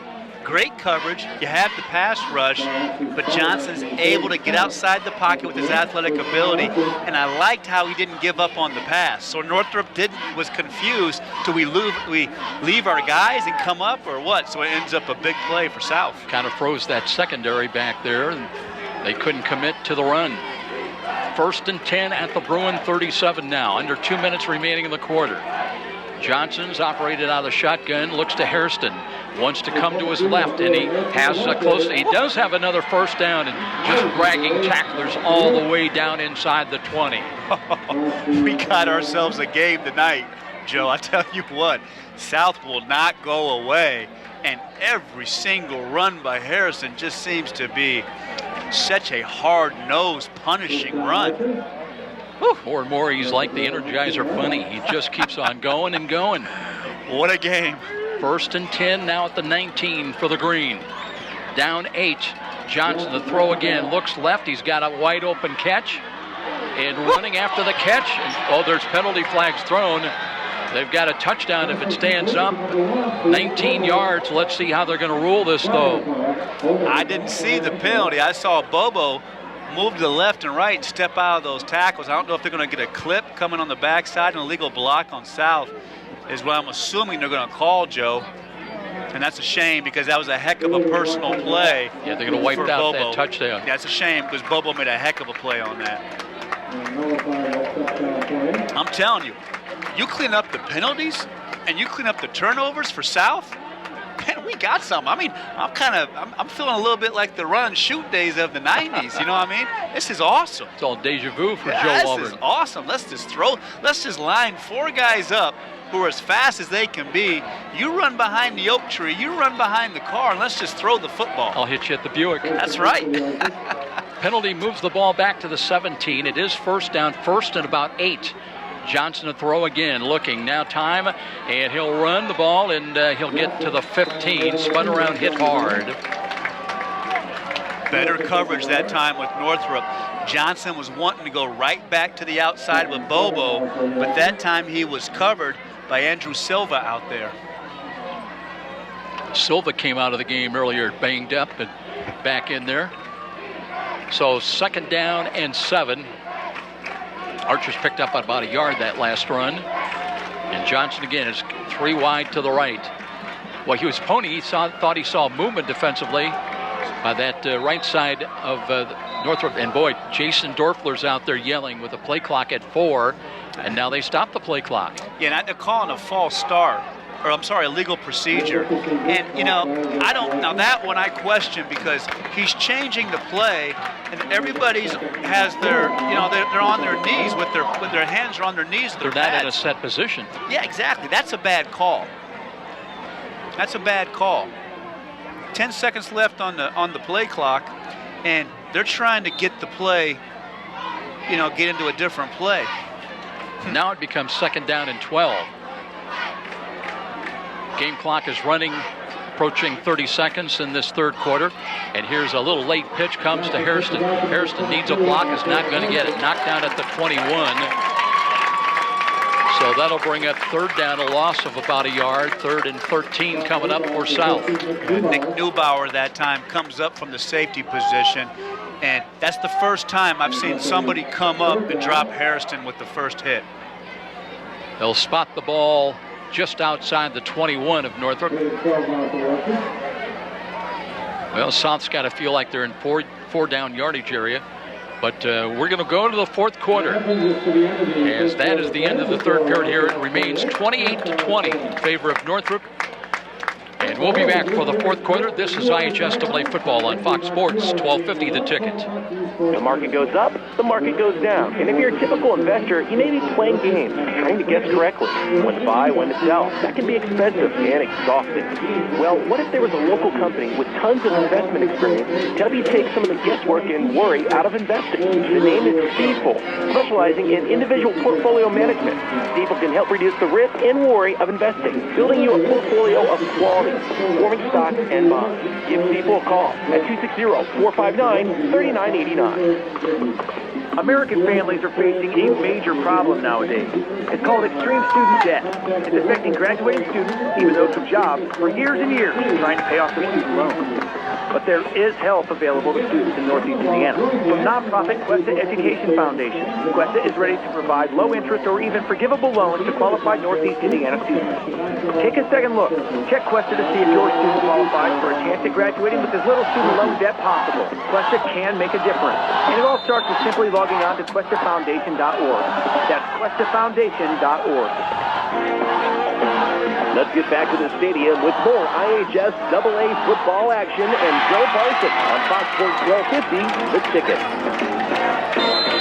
Welcome back, everybody. We head to quarter 4 action now with Joe Walburn. Here we go now. It'll be 3rd down and 12 for Southside. Now moving from right to left as Johnson drops the throw. Look, steps up, can't find anything. Flush to his left. Still taking a look. Throws on the run. In traffic, that ball in and out of the hands of Bobo. Again, he was well bracketed. 2 Northrop defenders, one either side of him. Yeah, enough of a rush to kind of flush Johnson outside the pocket to his left, so any throw is going to be difficult back across to his body. He almost found Bobo, but good defense out there in the secondary for Northrop. So now what do? You know, do you have a chance to go to a field goal, or do you go for it here, Joe? 4th and 12. They've got to get to the 9 to get a new set of downs to work with. Again, Northrop drops 2 safeties back. 2 wide to the left, spin move to the left side. Johnson being pursued and steps up, looks, wants to run. He's got some running with the 20 to the 15. Will get down to about the 11, and not enough. They had to get to the 9, and they'll turn the ball over on downs. Northrup stands up and stops the 4th down bid. They'll take over the football, 1st and 10, leading it 20-20. Yeah, big stop that time for Northrop. I didn't quite like the play call. They kind of spun Johnson around, and that's the first time we've seen that tonight. And I like it when they can isolate Bobo on the outside and maybe throw a skinny post or a post corner, but didn't care for the play call there. But good defense with Northrop. So, but still for South, they've got Northrop pinned back. Can they get a couple stops here? Now the Bruins try to get a little breathing room. They've got the ball 1st and 10 inside their 15. And here's a quarterback draw, nothing there, as they'll lose a yard as Shingley's dropped back just across his own 10. Yeah, Gerald Little that time read that play, and that's what Northfleet, what Rosie talked about halftime on defense. We need our defensive ends to stay home, and that time Little did that for South. Britt Ford also pinched in there, had a hand on the tackle. Well, they call it no gain, so 2nd down and 10. Archers have got 10 men up on the line of scrimmage as Shanley drops the throw. Blitz is coming, throws to the left side's got a man out there, and the ball is caught all the way to midfield and 5 more yards, and that's a great catch by Davion Berry. Just 5'10", but he timed his leap perfectly. Yeah, great play by Berry to go get it. It was pretty good coverage out there for South. Pat, like it's on penalty on the play. It's coming back. Pass interference. That's interesting because on that play out there, Joe, Berry really went up and got it, and I think it was Bobo that was out there, and Berry was able to separate himself. I thought he just went and got it. I thought it was a heck of a play, but Bobo was screaming the whole way about the push-off, and that's a big penalty that goes finally for South. How about the arm of Garrett Shanley? 55 yards, and he was kind of running against the grain a little bit. Yeah, he just kind of, I love the lefties. You know, how they just kind of flick it. You know, remember Kenny Stabler? There you go. How he just kind of flicks the ball out there. Penalty moves the ball back, though, to the 6. Second down and, well, about 15. Now be careful if you're Northrup. Your defense is playing well. Don't turn the ball over here. Shanley drops into the end zone to throw over the middle. That's a low ball. Did it short hop in there? It's no good. Incomplete. Trying to find Tyler Klybon. And now it's 3rd down and long. I think right here, I think I run the draw and give the ball to Casey Lawrence. You know, see what kind of play he makes. I punt the football. I know my defense is playing well. I know that seems a little conservative, but I would be very careful. I would just run the ball here, Joe. Joe Auburn, conservative? Absolutely. From the goal line, here's Shanley again, running back off to his right. Drops the throw and steps up and scrambles. He's got running room. Works to the 10, angles to the 15, and still on his feet, looking for the first down stick. He gets out close to the 20, and late penalty flags. South might be guilty of a late hit out of bounds. And I don't know what happened because Shanley just ran over Harrison down there, which is going to be a little embarrassing tomorrow when they watch the tape. Usually you don't see a quarterback drop his shoulder like that, do you? That's a huge penalty. That's a devastating personal foul penalty on South. And you know what? At some point, if you're Rosie, you got to get him out of the game. You got to say, you know what? Get out of the game. Those penalties are just back-breaking. Got to play with poise and composure. And at some point, you have to say, look, you make that penalty again tomorrow, I'll make you run till you bleed. You know, at some point, I'll turn you into a half marathoner, okay? At some point, you got to lay the wood down. It's a devastating penalty. 15 yards, moves the ball up to the Bruin 35. Draw play coming up, but South is there. And that'll be a loss back to the 31. Tried to hand the ball off that time to Casey Lawrence, and he was met to Colton Thretza was there. And Christian Smith, you know, Joe, a senior 5'10", 290 defensive tackle. Quietly, he's had a good game for Southside, he's been impressive. Too. And we talked a lot about Brewster coming in, but Christian Smith's a big body, too, for South. He's played well. Loss of 3, second down and 13. And what's impressive about him is, again, he's playing both ways. He's the right tackle on offense. Spread offense for the Bruins, 3 wide to the right. Shanley out of the shotgun formation once again. Blitz coming defensive right side. Shanley spots it, throws the ball, but the receiver was not turned around. That was Aruza. As Shanley, feeling the pressure coming, had to get rid of it. That's one of those plays where Keyshawn Williams is the free safety in the middle. And when Shanley starts to let go, no, you got to let, you know, so that ball goes into the mud because Shanley sees him at the last second, and you can't pull it back, but he kind of steered it into the ground. So really, Northrup's lucky because Williams could have stepped in front of that football and had an easy 6. Ty Smith now coming in from the bench, brings the play in for the Bruins. Big play. They've got 3rd down and long, 3rd and 13, inside of 10 minutes remaining in regulation. Northrop by 8. Shanley drops to throw again, wants to screen the ball, now throws left, and the ball is caught. What a catch! Up across the 50 into Southside territory, and that was Aruza. And how did he catch that ball, Joe? He was turned around. I don't know how he caught it.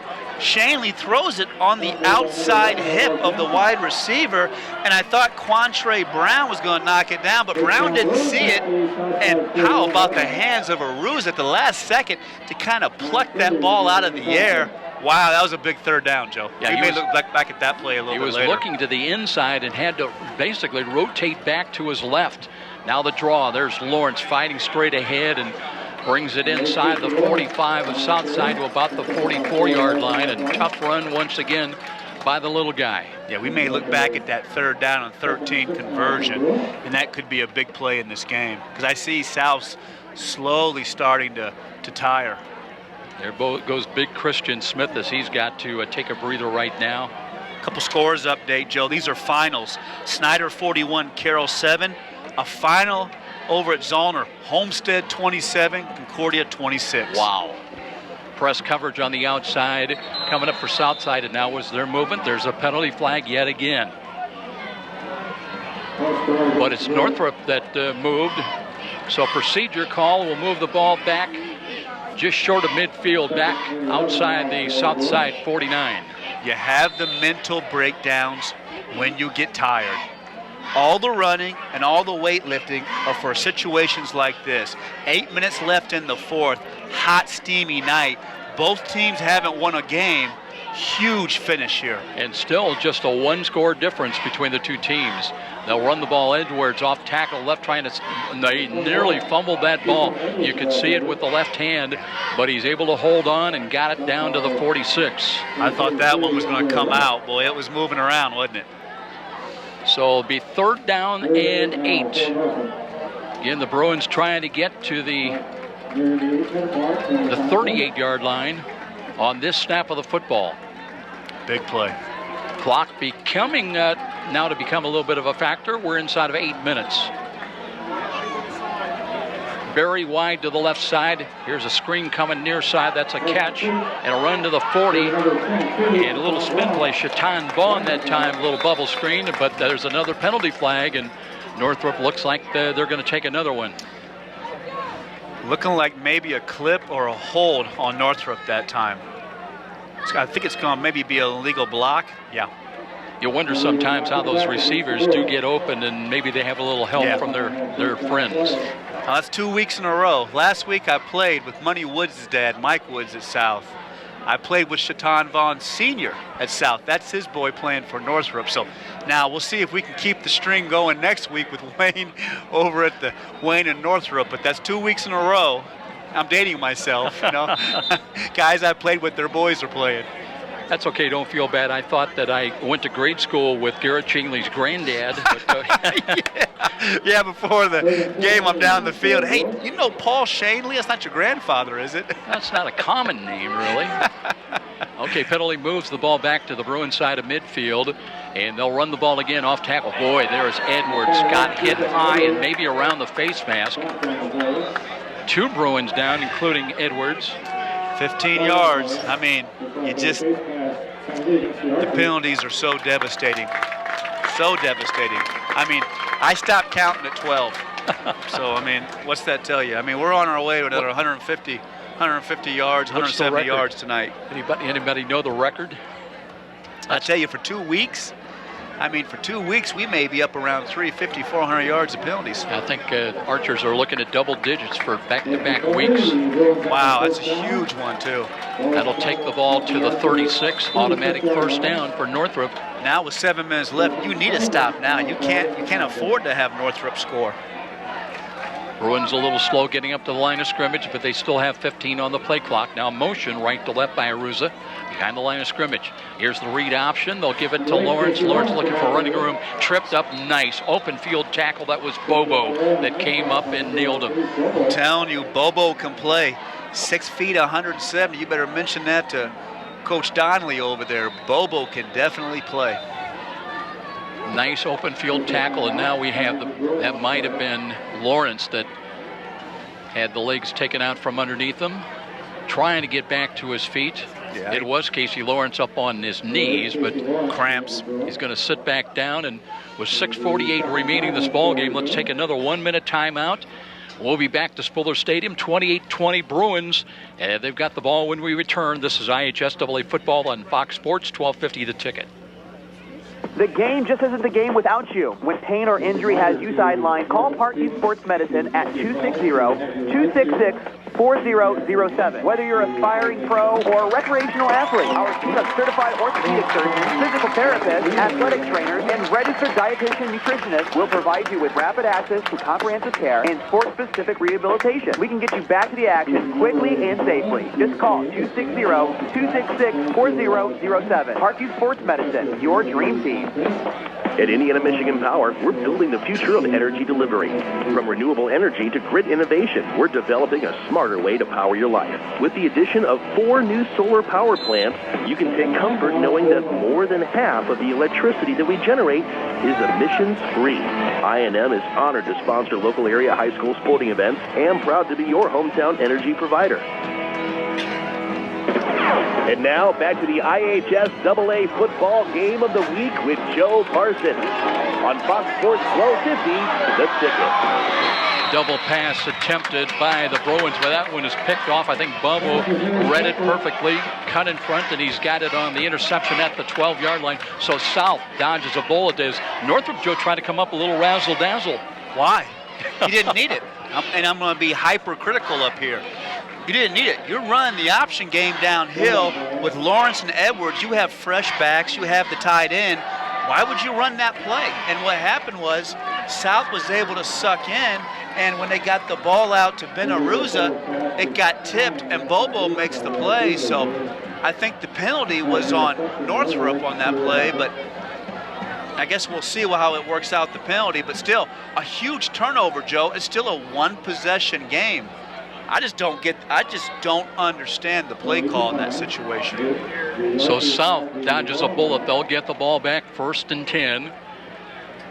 They'll have it at their own 12-yard line. 6:24 remaining in the ball game.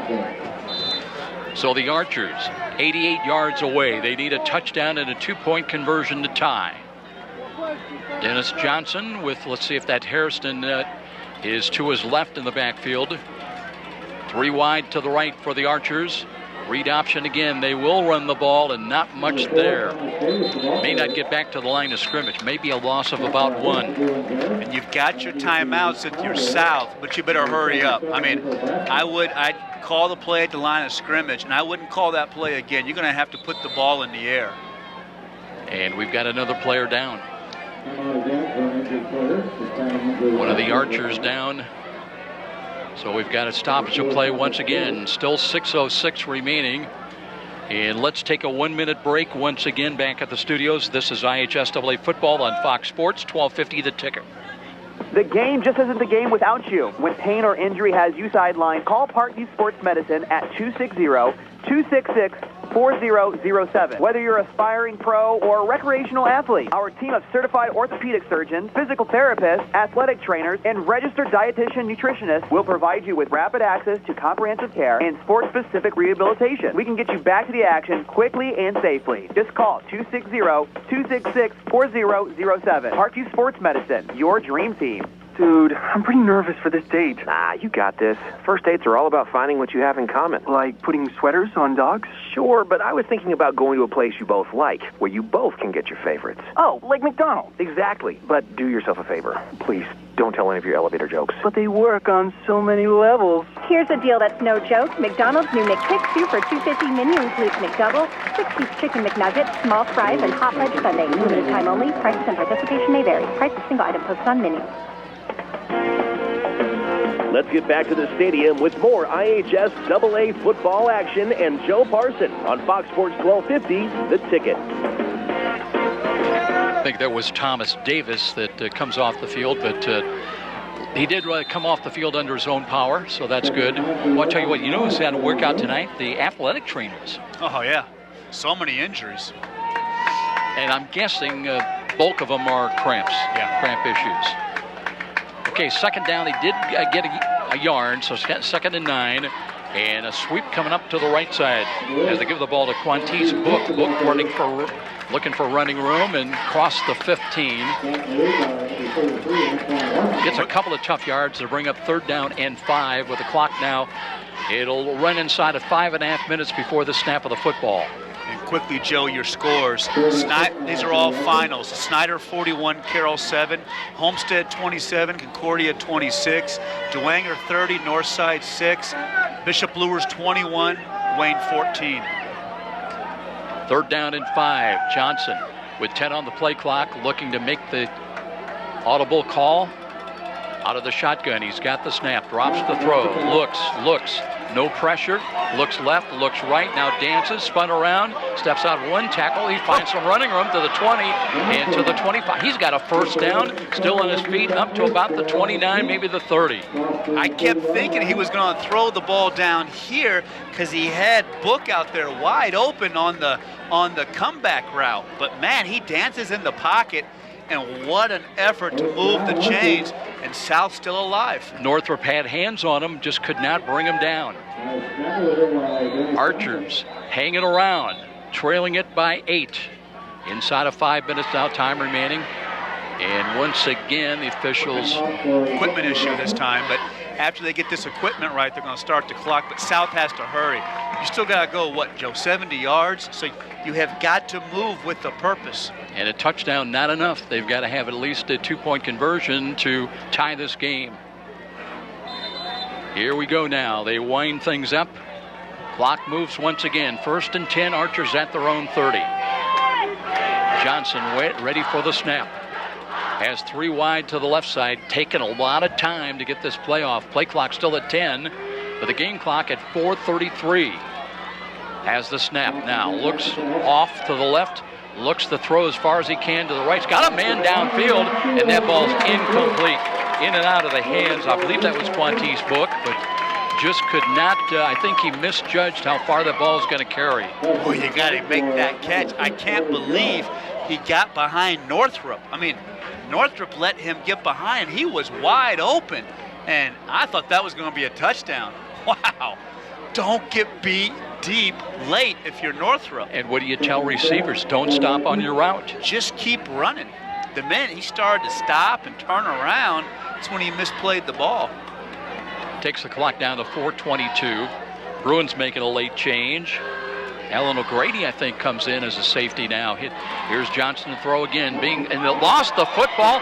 That's picked up by a lineman back inside the 20. That was Riley Bat. No, check it. Christian Smith. Big boy got that ball. He says, well, he was going to run that ball too, wasn't he, Joe? Joe, that made his year. Got his hands on the football. You know, tomorrow in the film room, he's going to say, hey, boys, look at these hands. He kind of scooped that ball, Joe. I tell you what. Says, call him the fridge. 5'10", 290, scooped it, turned around, and was ready to go upfield until he got tackled. Call him the fridge. Christian the Fridge Smith.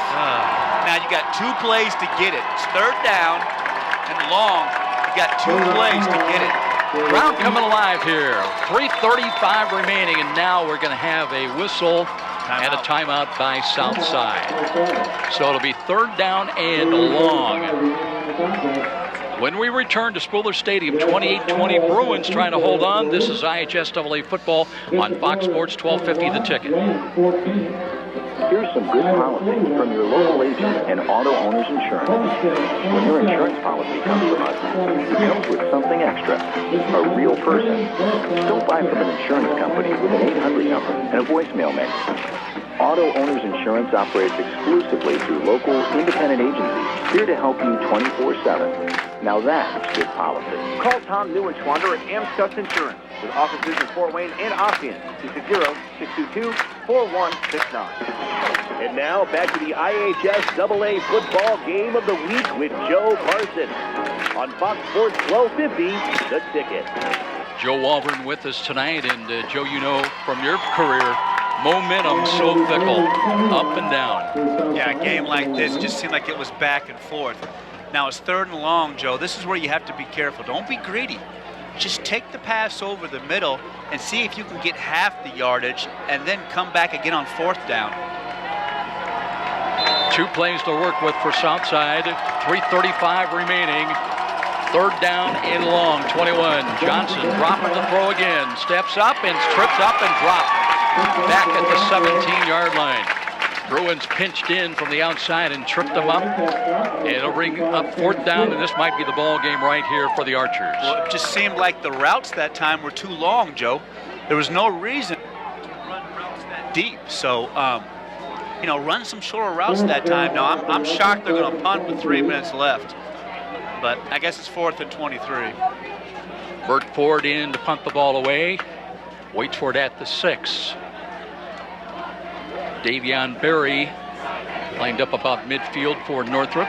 Clock running to 53. High snap and whistle as Northrop was converging on the punter, but false start again. Procedure again, and boy, we have had a lot of yellow laundry out on this field tonight, both ways. Yeah. You come out of a game like this, you just want to be a survivor. Yeah. It's interesting. We saw a lot of points in the first half, Joe. Only 1 touchdown in the second half. That's a good point. It was a 21-20 ball game at halftime, and Archers have not scored in the second half. And they'll punt the ball away here from the 1. Another penalty flag. The kick is away. Low bounding ball that hits only at the 30 and carries for another late penalty flag coming in. Well, the officials are not shy of throwing penalty flags tonight. Yeah, I think it's going to be holding on South on one end and illegal touching on South on the other end. So I think you're going to, or I'm sorry, you get to choose whatever you want. Bruins are going to decline all of them, and they'll get the ball back here with the 2:29. And, if you're Jason Dorfler, he's talking to Garrett Chingley right now. Good news, you got the ball 1st and 10, somewhere around the 31-yard line, I guess, of Southside. And do you play it because the clock is your ally right now with 2:29 remaining, and you're up basically by 8 points? I run the option game with Lawrence and Shanley here. I don't take a chance. I think South's tired, and I think Northrup 1 first down will finish this game. I believe that is Casey Lawrence back in there. He's been banged up at times tonight. Garrett Chingley has toughed it out here tonight. They do hand the ball off, and boy, Lawrence, he's going to lose a yard back around the 33. Nice scrape and nice play by Hairston that time. Now, and if you're Lawrence, keep the ball tight. Don't fumble the football. When does Southside and Roosevelt Northfleet try to stop the clock with timeouts remaining? And apparently they got one right there. 2:18 on the clock. So still 28-20. We'll be back in 30. This is IHSAA football on Fox Sports 1250 The Ticket.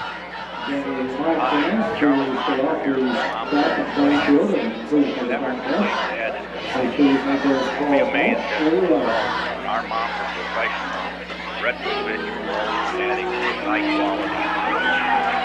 We're finished on the second warmer. This will save money on our heating bills as well.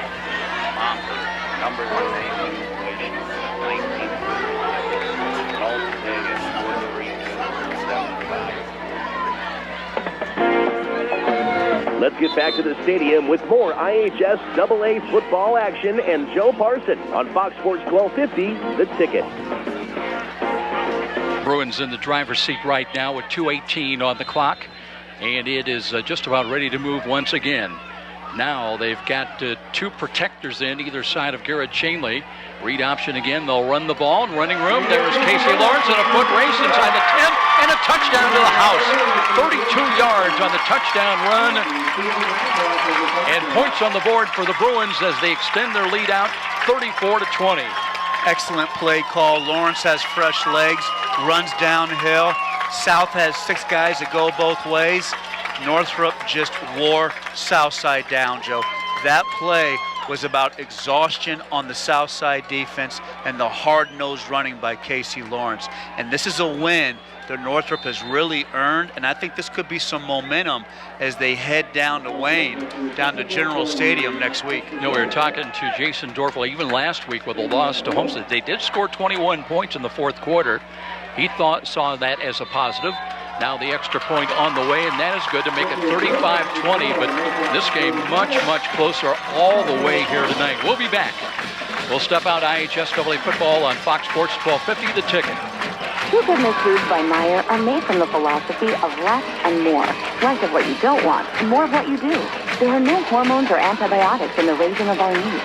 And True Goodness foods never contain any high fructose corn syrup, artificial flavors, colors, or preservatives. We use wholesome ingredients like peanut butter made from just peanuts and tortilla chips made from corn, oil, and salt. That's it. And at low Meijer prices, True Goodness is good food your family will love. Find True Goodness foods at your local Meijer today. And now back to the IHSAA football game of the week with Joe Parson on Fox Sports 1250, The Ticket. Well, that lead for Northrop grows to 15 now.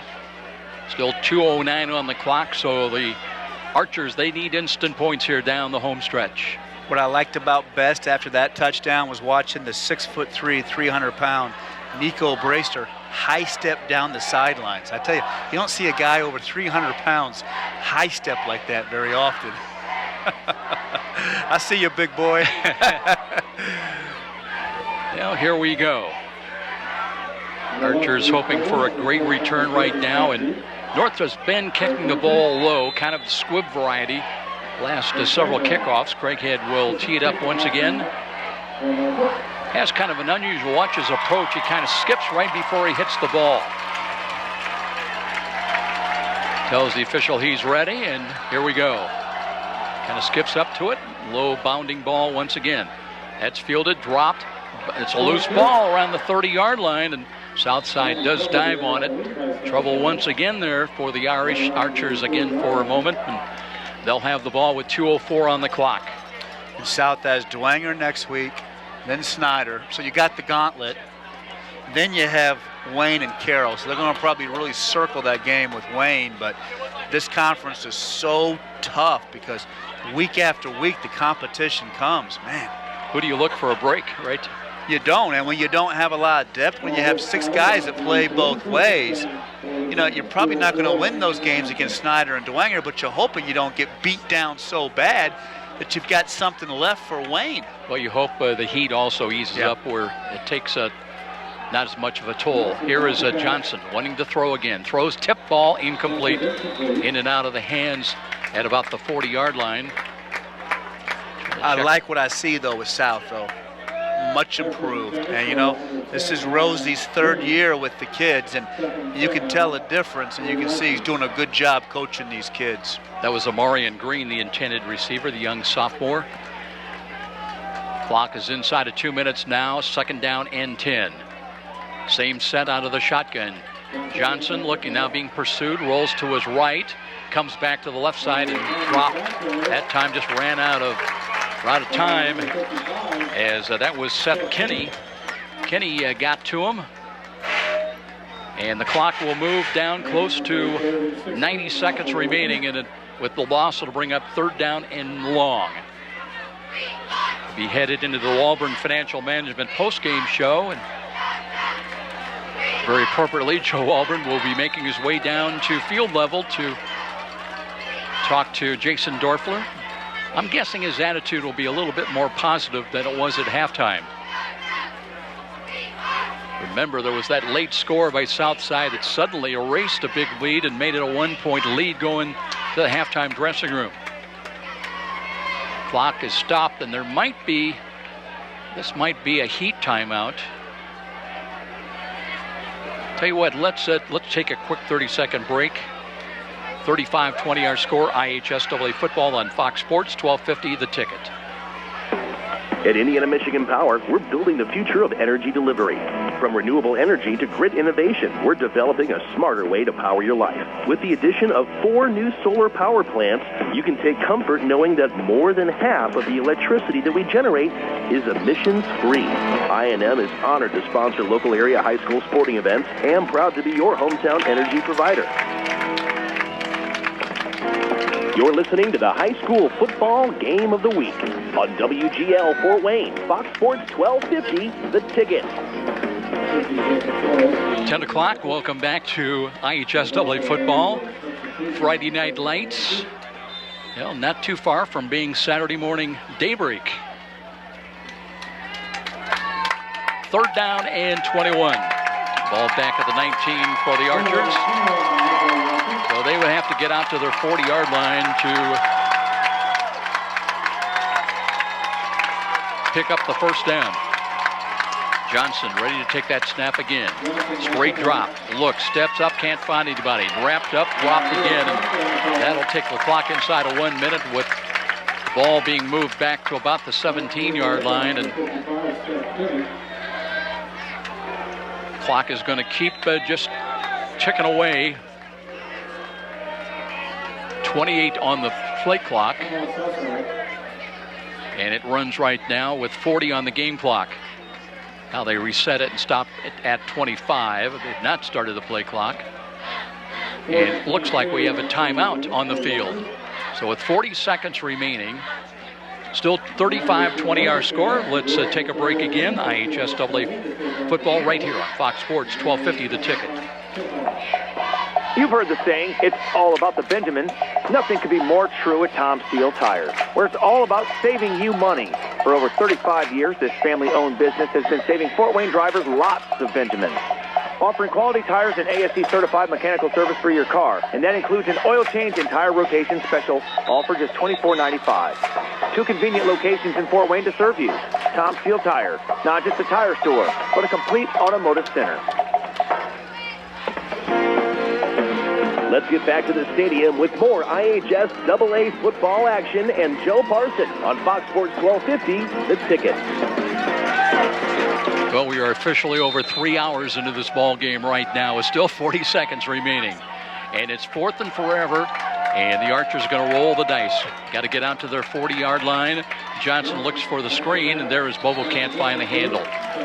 Ball was dying on him at the 20, and it will be Northrup, and they'll just take maybe a knee, and this one will be going into the books for a Northrop come from behind victory, because they did trail early on 6-0. Talk more about that. But right now, Bruins just trying to take care of the football and run a play and get their first victory of the year. Well, Joe Auburn, it'd be interesting to see comments from Jason Dorfler, and we'll see what else he can line up down there on the field as far as maybe a player or two. Still waiting for the officials to mark the ball ready for play as the Bruins break the huddle, and they're going to drop Casey Lawrence well back outside the 25-yard line, and it'll be the victory formation assumed by the Bruins. They'll take a knee, and that should do it. And the Bruins will go to 1-1 on the year, and tough outing for Southside as they will drop to 0-2, but much improved Archers who were in it all the way. This was just a 21-20 ball game, but Southside never scored in the second half, and they fall here 35-20. Joe Auburn down on the field getting ready. The players exchanging handshakes, and as soon as we find Joe down there with Coach Dorfler, we'll head down that way. Northrop, as we mentioned, next week, they are at Wayne Stadium. We'll have that game for you against the Generals, and we expect that one will be very interesting as well. Wayne was in their ball game all the way tonight. And a lot of close games. Let's go down to Joe and the coach. Joe, I'm down here with Coach Dorfler. Congratulations on a hard-fought game. At the end of the first half, you guys had a disaster with the momentum and with running into the kicker, but you pulled together and come out and win the second half 14-0. Man, what was the message at halftime to take care of that? Well, Southside is who we thought they were. They're much improved, and they played well in the first half, and we gave them some dumb penalties and a couple easy touchdowns. We didn't punch it in from the 1-yard line, and I mean, give credit to them. I thought our kids fought hard, and our message at halftime was, hey, we're in a battle just like we expected to be. It's SAC football, and it's the way it goes. You were a decorated high school quarterback. How about Garrett Shanley? I tell you, when we came out here as a sophomore, we kind of shook our head and thought, boy, that's going to be a long road. But he has really improved, and I thought in the second half, you know, the option with Lawrence and the ability to throw the ball really carried you guys through. That's just experience. This is his third year starting, and he picked up some huge first downs with his legs, and he just had some guts, and that's what we needed tonight, and we're lucky to win. Now, you mentioned SAC football. Obviously, the first game with Homestead's tough. I thought South showed a lot more tonight than what I thought they would. But week in and week out, to prepare for the gauntlet that is this conference, it's got to be tough. Big win tonight. Now you have Wayne next week. But, wow, it's got to be just tough to prepare week in and week out. You're absolutely right. Wayne, Southside, they're all much better. And, there's no easy ones. It's just the way it goes. And it's fun. And every week is a battle. Now, lastly, you're a few years into this coaching thing. I remember you as a high school quarterback. Are you getting kind of relaxed and kind of getting used to it? Or is it tougher to be on the field or tougher to be on the sideline? Well, you get the same old, knots in your stomach there at the end of the game and all that stuff. And I guess it keeps us young, I guess that. You can say that. Absolutely. Well, congratulations tonight. Big win for you, Coach. Joe, I've got quarterback here, Garrett Shanley now, and wow, what a big win. South was better than what a lot of us thought. They really pushed you guys, but, what were you seeing in the second half? You were making a lot of good decisions with the run. Yeah, the biggest thing, going into halftime, I think, coming out, we got to respect Southside. You got to respect every team in the SAC. It's a quality conference, a lot of great teams, and obviously, it's football. The team that puts up more points is going to win the game. So our approach first half was kind of, a little bit slow. Obviously, we didn't get out to the start we wanted. But coming out second half, the team we didn't stop. We went right back at it, did what we had to do. Like you said, I made a couple of decisions to put it on the ground myself. It's been a big thing. Coach Northrop tried to get me in these last, 3 years as a starting quarterback is, putting other elements in my game, not only throwing the ball, but being able to run it as well. So it was a huge piece for us tonight, and definitely came out. We grinded away and we were able to get a victory. Being a young quarterback, you had a lot of big plays and also a lot of adversity. How has those years, helped you tonight and kind of shaped you? Because now, you're the senior, you've seen so much. Does that give you a comfort level to know that you've kind of been through the battles? Oh, for sure. Looking back as a sophomore quarterback behind Mike Snyder, my first game out there, I was, very timid, very scared. Obviously, coming in as a sophomore, big, just tall, skinny left-handed kid, I was, a little bit scared of these big kids that play in the SAC. But now, in my third year, you're coming out being a leader of this team, as a quarterback leading the offense. It's been humbling, and obviously it's great to play in this conference. And lastly, Joe Parsons mentioned it on air. Why are you playing football? You got the baseball scholarship. I admire you're out here playing football, but I think it really says a lot about your character to come out for your teammates and play, because you got the baseball scholarship. You're a Bearcat. Yep. That was one of the things I talked to Coach Neal when he gave me my offer there at Cincinnati. Was I told him, I said, are you going to let me play football? Because I'm not going to stop playing. Awesome. And so Coach Neal and Coach LeClaff down there, they were really welcoming, and they've really got to know me really well. And that was one of the things I said was we love dual sport athletes, and obviously if you can play football, go out there. Obviously don't get hurt is the biggest thing. But yeah. I'm a competitor. I love to play. I've been playing since 6th grade now. I just can't stop. Obviously, kind of bittersweet knowing it's my last season of football. Yeah. But, I'm coming out here. I'm a competitor. I love this team. I love Northrup football. Playing for Coach Dorfler, playing for the team, it's huge. And obviously, we're going to try to make everything we can happen this year. Well, congratulations. I know you're an awesome baseball player, but you have really improved and gotten better as a quarterback. So enjoy the win with your teammates, and congratulations tonight. And there you have it, Joe. Northrop quarterback Garrett Shanley, big game tonight. Very pleased. And a big win for Northrop. No question about it. Great job on the field tonight, Joe Auburn, interviewing Garrett Shanley. And tell you what, we will come back with the Auburn Financial Management postgame show, and we'll check those scores and wrap this puppy up on a long Friday night that ends with a Northrop victory by a final score of 35-20. This is IHSAA football on Fox Sports 1250 The Ticket.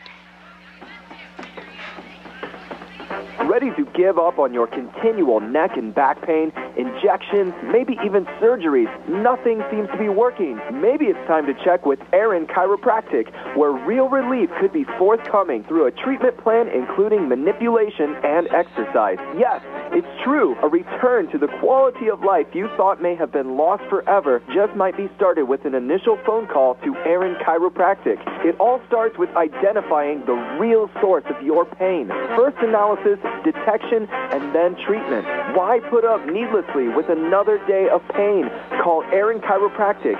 Get started back on the expressway road to relief. Aaron Chiropractic, 260-492-8811 in Fort Wayne, 492-8811. Meet the Murphys and the Taylors. These neighbors both refinanced their homes to take advantage of a better interest rate and to lower their monthly payments. The Murphys used a big bank and spent their vacation money to pay $2,300 in closing costs. Meanwhile, the Taylors paid only $199 by choosing Midwest America's special 10-year refinance program and didn't need to use their vacation money. Looks like this year, the Murphys will be getting the Taylors' mail while they're out of town. Find out about Midwest America's 10 and Done program, where you can own your home in just 10 years. Visit us online at MidwestAmerica.org for more details on this and other refinance options and first mortgages.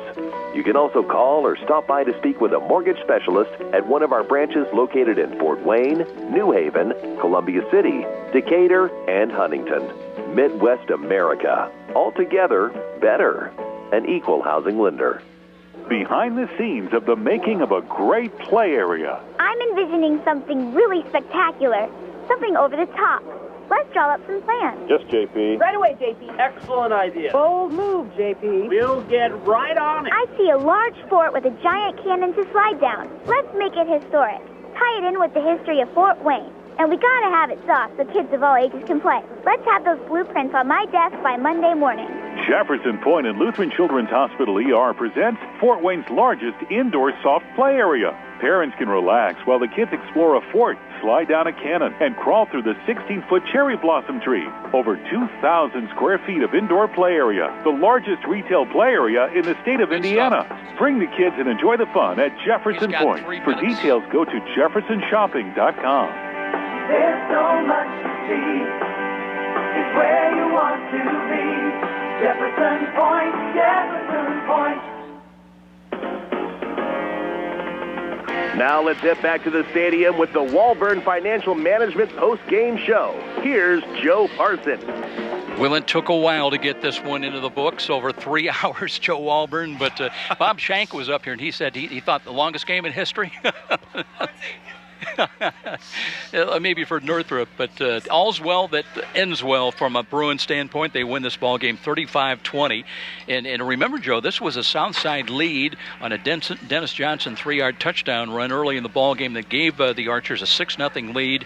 In fact, they would get that really wild finish before halftime that made it a 1-point lead for Northrop only, 21-20. Jason Dorfler, you said, He was kind of shaken by that going into halftime, and boy, they took care of business. South never scored again, and the Bruins came up with a 12-yard Shanley to Berry touchdown toss at the 9:14 mark of the third quarter to expand it out to 20-20, and then they got a 32-yard touchdown run late by Casey Lawrence with just over 2 minutes remaining, and that put the win into the books for the Bruins at 35-20. But give me your take again. I know you're pleased with what you saw from Southside. They're 0-2, but boy, what a big they have talent.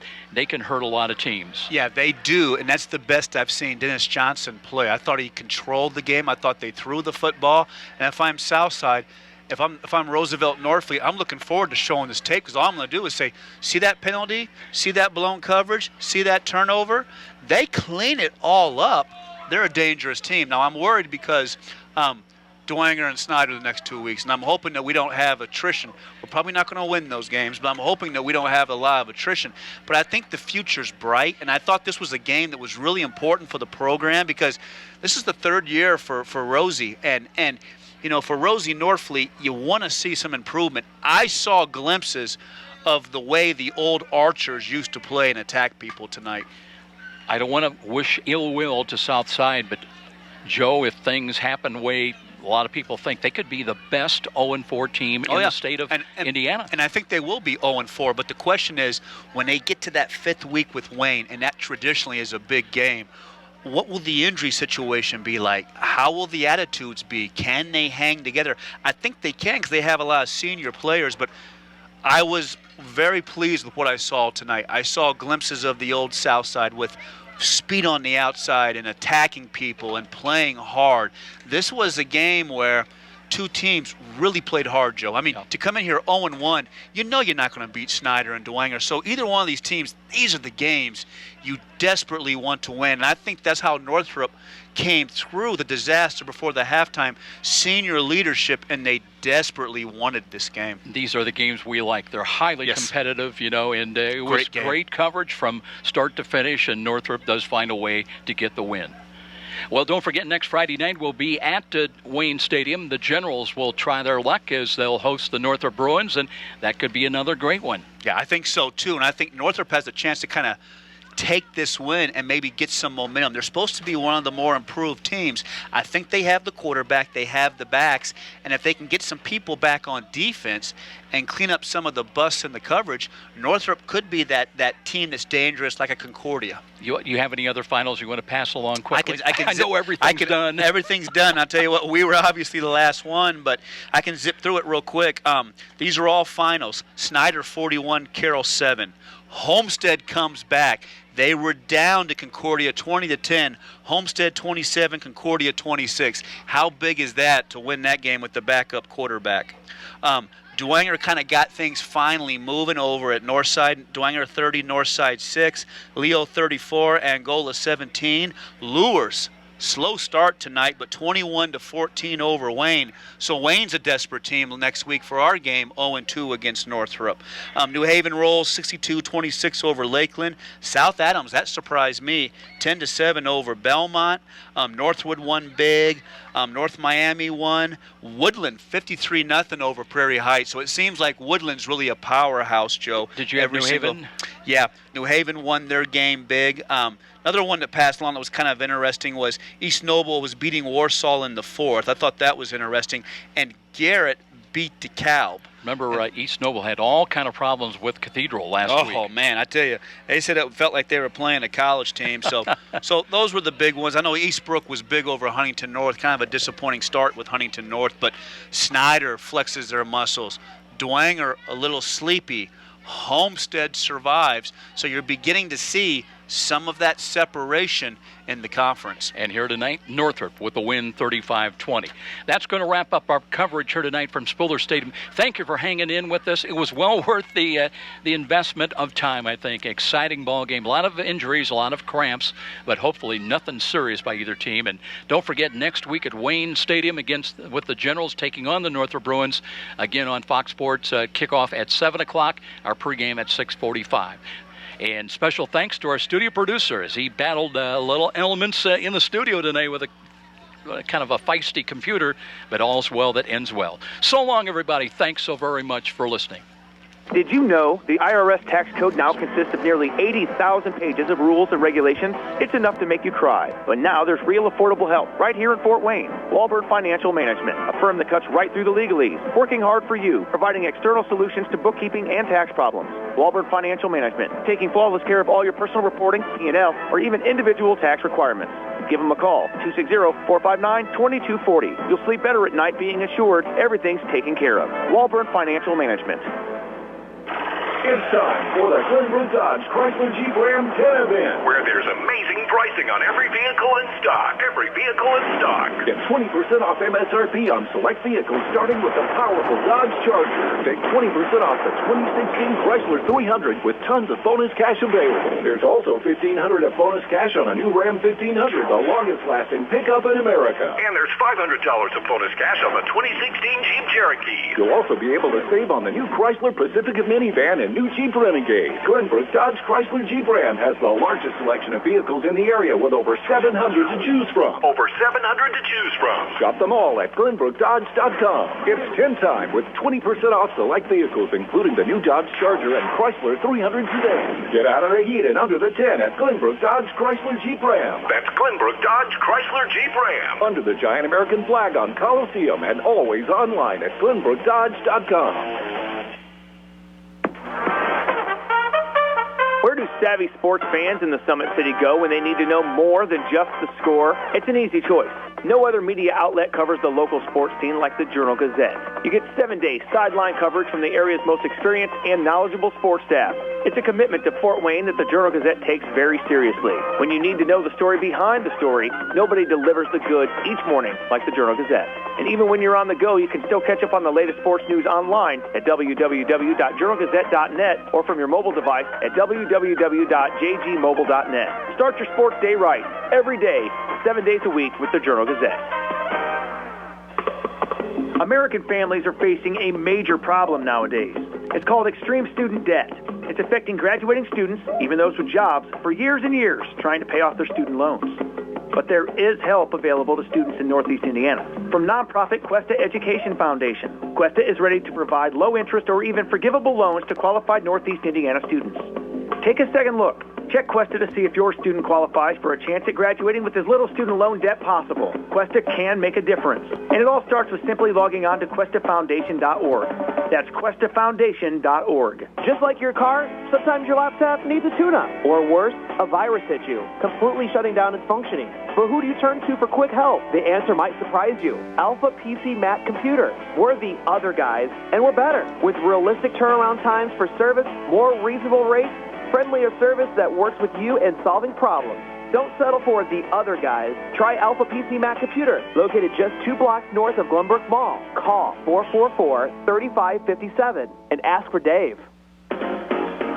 You've been listening to IHSAA Football, presented by Parkview Sports Medicine, a winning combination with the IHSAA, and Fox Sports 1250, The Ticket. Proud sponsors of tonight's game also include Meyer, proud supporters of youth sports, Momper Insulation in its 60th year of quality professional insulation, Walburn Financial Management, providing affordable solutions to bookkeeping and tax problems, Midwest America Credit Union, altogether better, Indiana Michigan Power, our power is our people, Amstutz Insurance, finally a firm that works for you, Jefferson Point, shopping with a special point of view, Cuesta Education Foundation, thinking of college? Help to finance your education? Think Cuesta. Glenbrook Dodge, your #1 source for Dodge, Chrysler, and Jeep in Fort Wayne.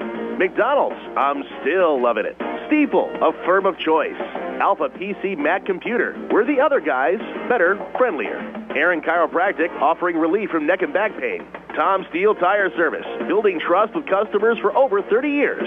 And special promotional consideration by the Fort Wayne Journal-Gazette. Nobody delivers the goods each morning like the Journal-Gazette. This has been a special high school sports presentation of Fox Sports 1250, The Ticket.